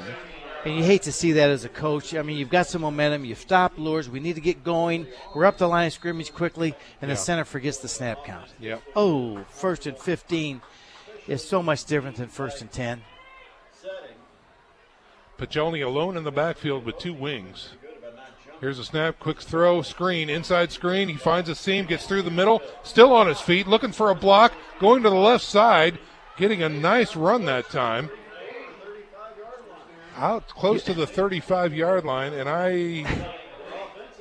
I've got to tell you, boys, you throw that little slant screen in there, and you've got those 5 behemoths. Big boys. Yeah. Luers kids couldn't find him. Yeah. I mean, he just kept running behind those big. I was looking for the number. Was that Norton on the catch there? Fetterspiel. Fetterspiel. Okay. Yeah. Again, they're back up to the line on 1st and 10. Here's the snap, looking to throw over the middle, airs it out. Oh no! God. Oh, nearly picked, but dropped that time. Off the receiver's hands, off the defender's hands, and onto the ground. Was that a little bit behind him? No. No, I thought it was a good pass. I set up my partner. I'm sorry. I set up my partner there. You had to see a look he gave me. No. I'll say this. There is no pressure on Pichelny. Yeah, you're no right. pressure on Pichelny. Yeah. I watched the pass rush that time, and those 4 guys up front with their hands on their hips didn't get near him. And they're not getting their hands up. 2nd and 10 now for the Saints. Single setback. Wing left on the short side. Pichelny looks to throw. Airs it out right side. Single coverage. Looking for Norton. He's got him. No good. He can't retain the ball. Wow. Good throw, good adjustment, good defense. The defender was beat, but he timed it right and got a hand in there. That's impressed me. The best throw of the night. You teach that fade. You don't throw it up the sideline. Norton ran it at the numbers, and Pichelny threw it halfway between the numbers and the sideline and let him run to it. He threw it away from the defender. That was a great pass. That was well-coached pass. I'm telling you, he threw it right where he had to throw it. 3rd and 10 now. Big down for the Saints. Here's a snap. He rolls to the right. Looking, throws to the flats. A little low. Catch? Yes. He did catch it. And I First think that'll be down, enough. Saints. That will be enough for a first down. Number 24, Fee Cable, goes down low and grabs it off the turf for a Saints first down. And they're up. I like this. Beaujard's got them up on the line of scrimmage. Let's go, boys. We've got them on their heels. That's right. Dwenger has Luers on their heels right now. You can just see it. Here's a snap on 1st and 10. Pichelny looks over the middle, checks off, tucks it and run, and he is swarmed over and stopped in the backfield. That's okay. I would rather him do that, Sean, than throw a Make pick. a bad pass. Make a bad decision. Yep, absolutely. You'd probably rather see him stop the clock by throwing it away, but at least he didn't throw it into traffic because nobody was open. Loss of 2 on that play with 6.5 to go in the game. 28-15 is your score. Saints trailing the Knights. Saints on 2nd and 12. Here's Pichelny. Fake, play action. Looks to throw. Busts out of the pocket. Left side, on the run. Has to tuck it and run. Looking to get to the sidelines, and he is knocked out of bounds. After a nice gain, that's going to bring up a 3rd and about 6 coming up, it looks like. Bishop Dwenger has found that Bishop Luers' cornerback, especially the one to this near side, is playing inside out. They're taking away the slants. So they've been effective going to the outside and throwing fades on them because they already have them hipped. Right. So good adjustment by the Dwenger coaching staff to throw fades against Luers. And until Luers is going to adjust, at least when you go on your back pedal, you get outside to take that away, that should be there all night. And that's what they scored the touchdown on. There's a timeout on the field for some reason. Saints still back in the huddle. Oh, there's a clock adjustment that needed to be made, so we're going to get through that. Let's see where they put us. 6:03 to go in the contest now. Saints on the line of scrimmage. Big down, 3rd and 6 here for the Saints. Just past the midfield stripe at the Luers 48-yard line. Pichelny fakes one way, looks over the middle, goes deep, left side. He's got a man, cannot get there. No flag on the play, just an incomplete pass. So a 4th and 6 coming up for the Saints, just inside the Bishop Luers territory. Boy, look for this. I thought if they'd have run that slant with the screen, that little quick slant with the big boys blocking, that was open. Let's see if they come back with that. They only need 6 yards. It's a safe throw. Or even a quarterback draw would be okay. He's done well with that too, yeah. Got a couple choices here. 4 wideouts and a single setback for the Saints on 4th and 6. Here's a snap. He rolls to his right. He's looking downfield. Looks. Throws to the flats. He's got a man. It is caught. Yes, and it is a good catch and a first down. They keep the drive alive. And where'd they throw that, gentlemen? Outside. Yep. They're giving them the outside on this close yes, sideline. They are. They're not adjusting to the routes. Next thing you're going to see that inside slat do that chair route. So inside the 40 down to the 37-yard line are the Saints with a fresh set of downs. Single setback, wing to the right is Clark. Here's a snap. Oh, no. Now we've got a flag on the play. And this is a motion penalty against the Bishop Dwenger Saints. And that's going to happen, I think, more when you're rushing your offense. Yeah, they're getting up there, and that's fine because I think they're more advantageous right now running these fast plays, speeding up the game. Obviously, they're down at least. They need 2 touchdowns to win, but I think it's really put Luers on their heels a little bit, and it's been very effective. 5:38 to go. 28-15 is the score.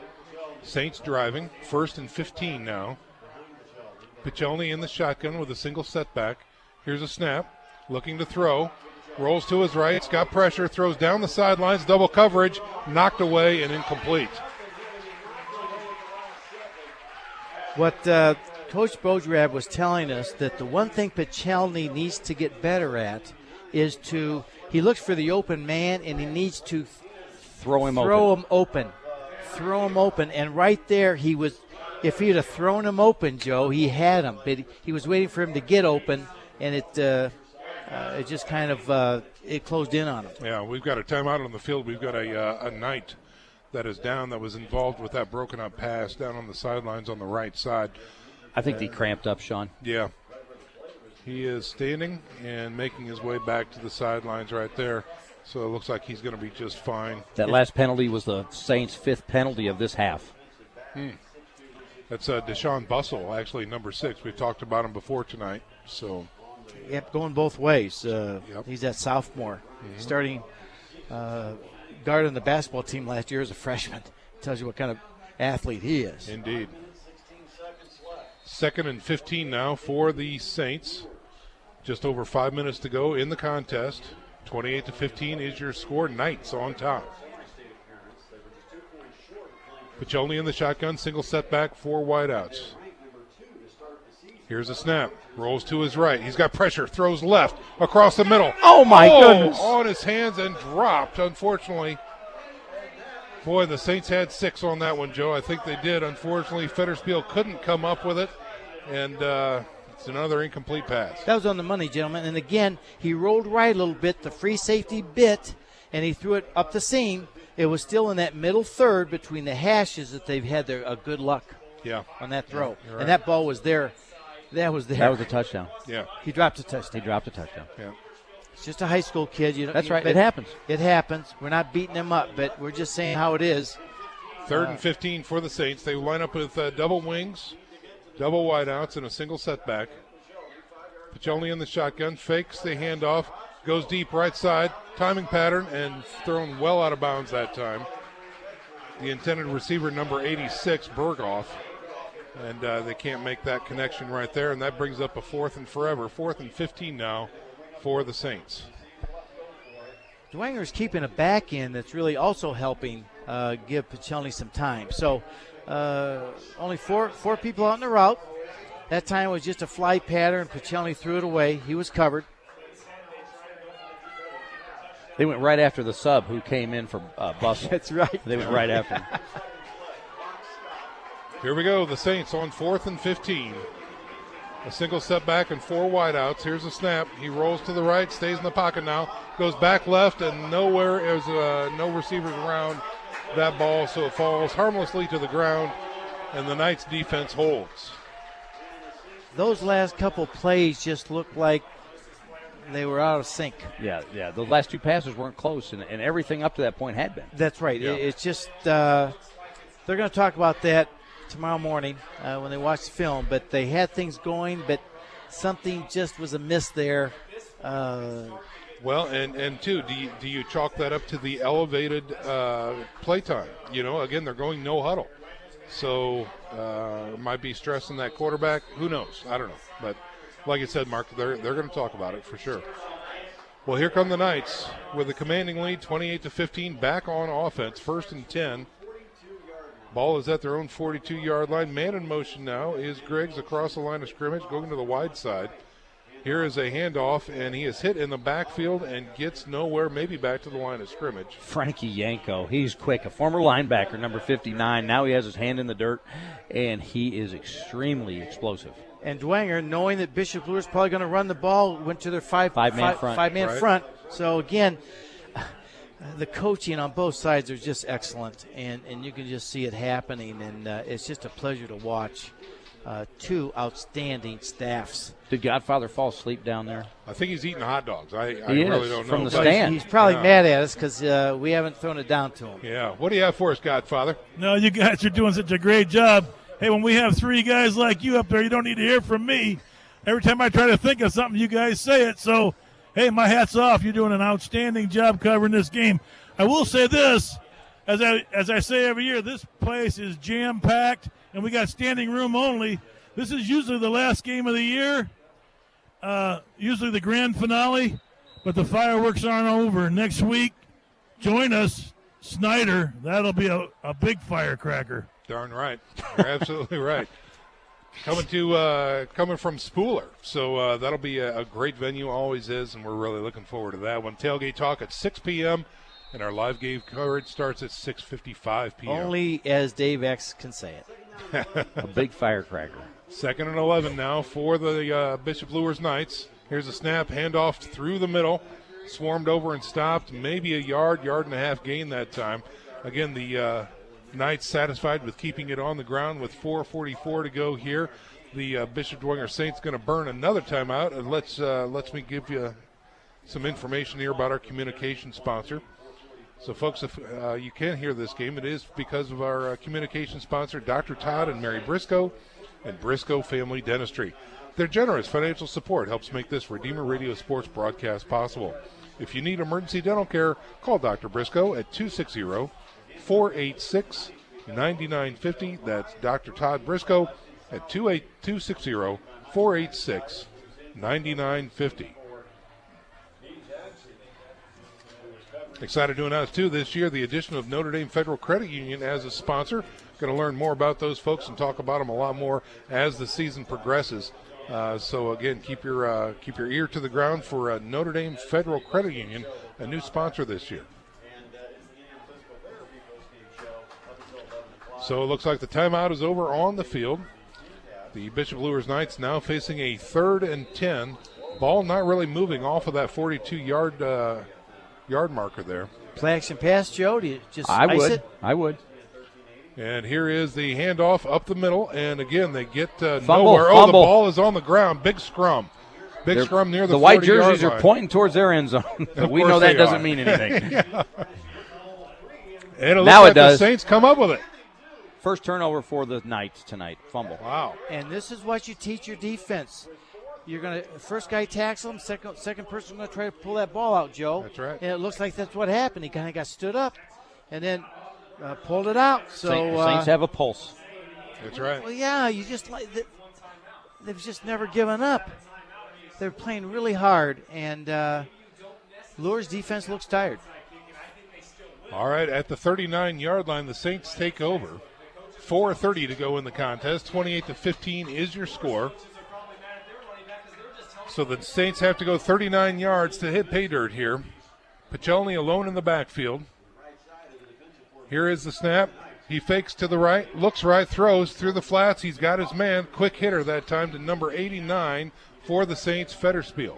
That was a good decision, Mark. It was he pumped and go. It wasn't there. He checked down to his outlet man. Outlet man. Yep.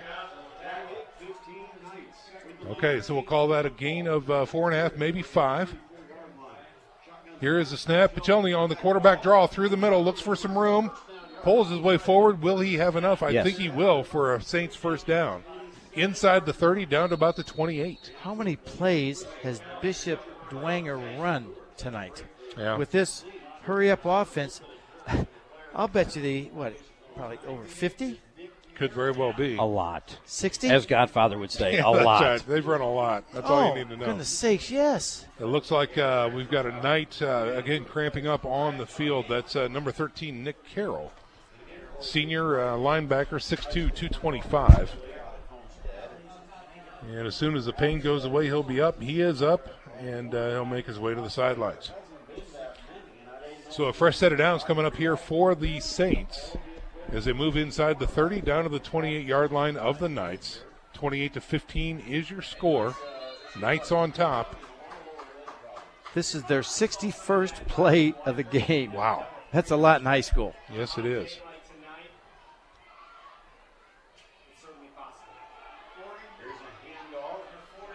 And here's a handoff, and nowhere goes the running back for the Bishop Dwenger Saints. Well, I guess he does push forward. I'm sorry. And Savan Golden stayed at home, but with a tackle. All right, on 2nd and 6 now.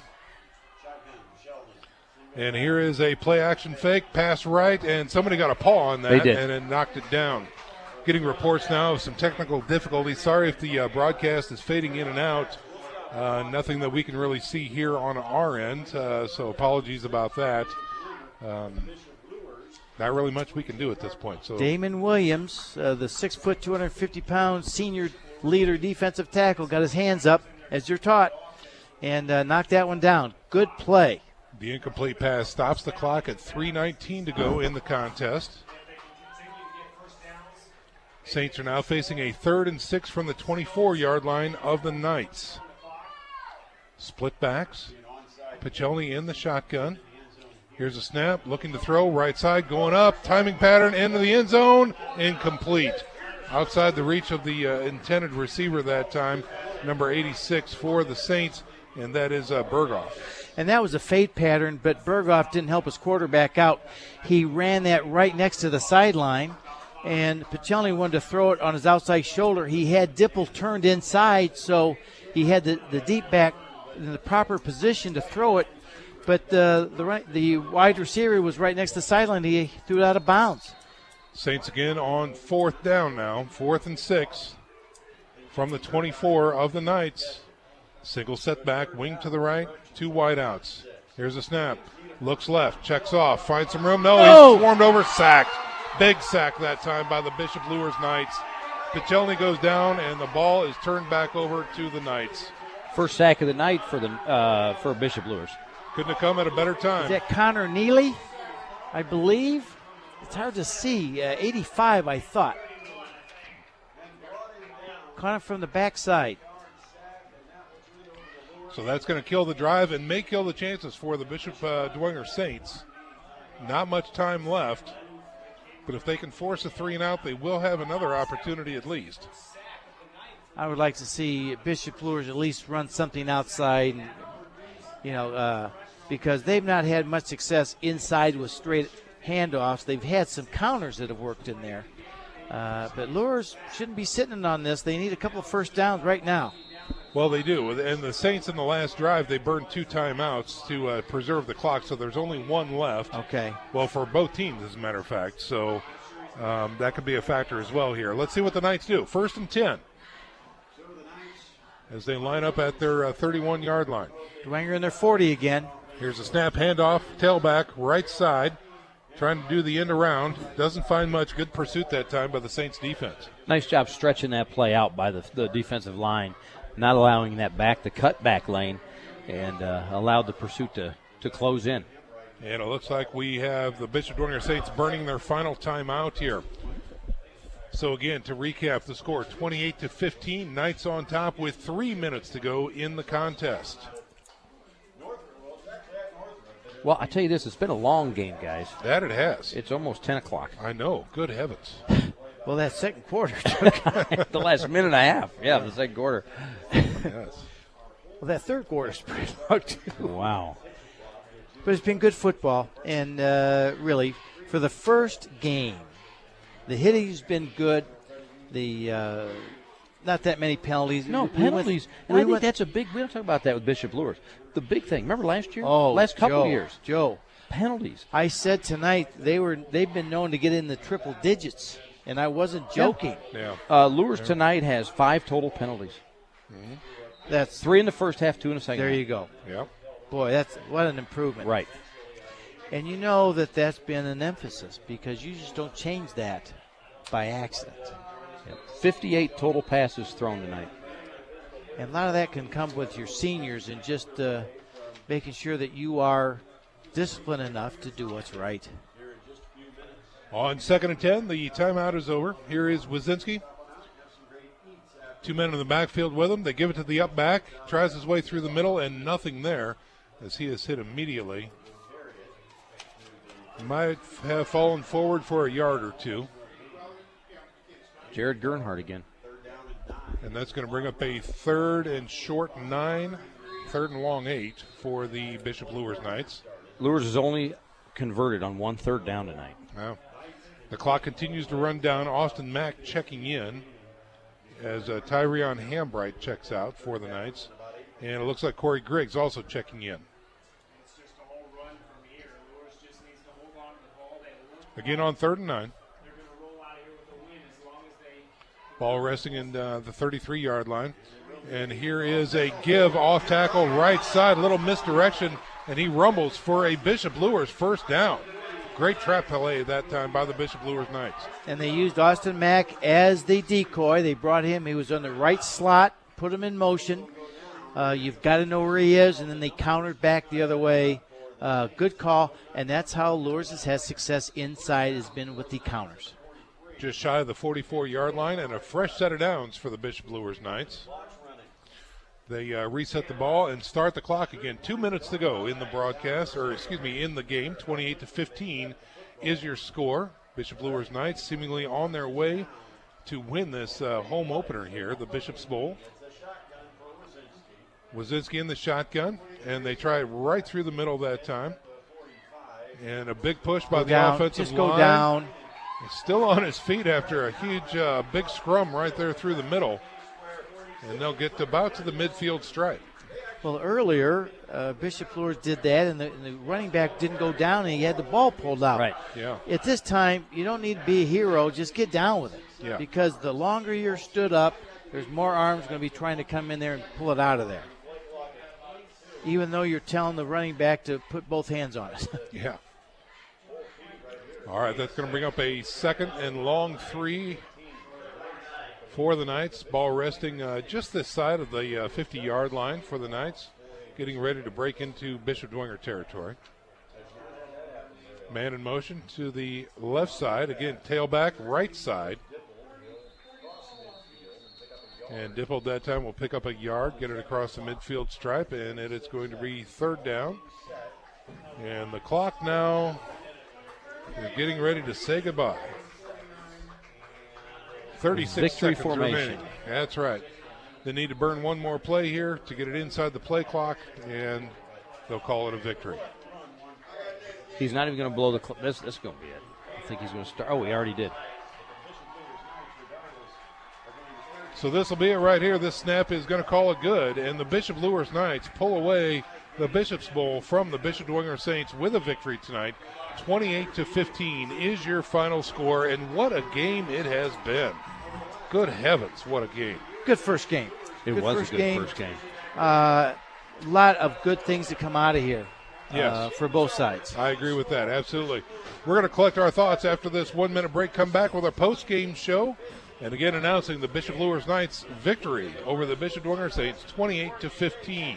Stick around, folks. We're back in 60 seconds. You're listening to SAC Football on Redeemer Radio 106.3 FM.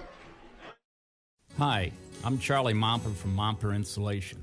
We've been around since 1956, and we're still the #1 name in insulation. Chances are you've seen us re-insulating the home in your neighborhood, where we blow insulation into the sidewalls and attic to make your heating and cooling more efficient. Give us a call and let's talk about all the insulation options we have available to help you save money. I know we can do the job for you. You've got my word on it. Call us at 432-7543.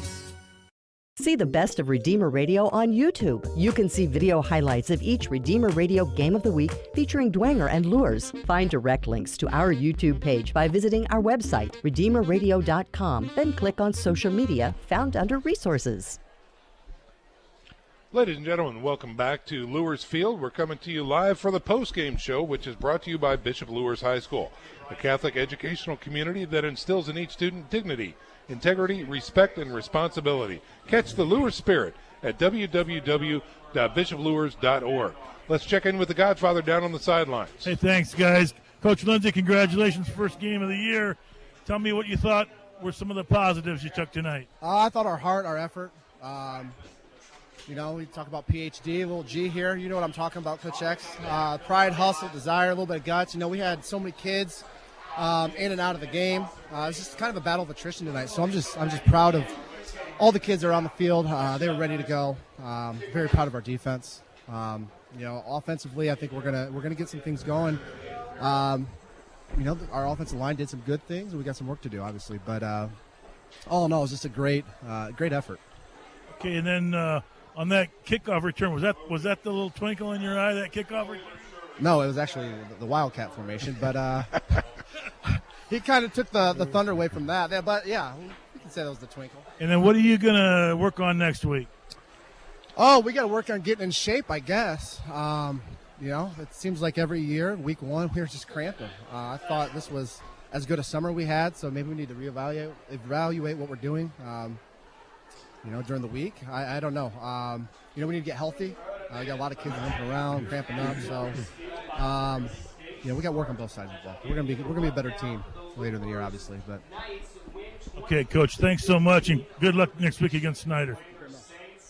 All right, Godfather, thanks very much for that interview with Coach Kyle Lindsay there. Obviously very happy with the victory tonight, but also very cognizant that they've got some work to do. So speaking about tonight's output, let's check in with Kevin Godfrey, the upgrade, and get some stats on the night. Kevin, are you ready for us?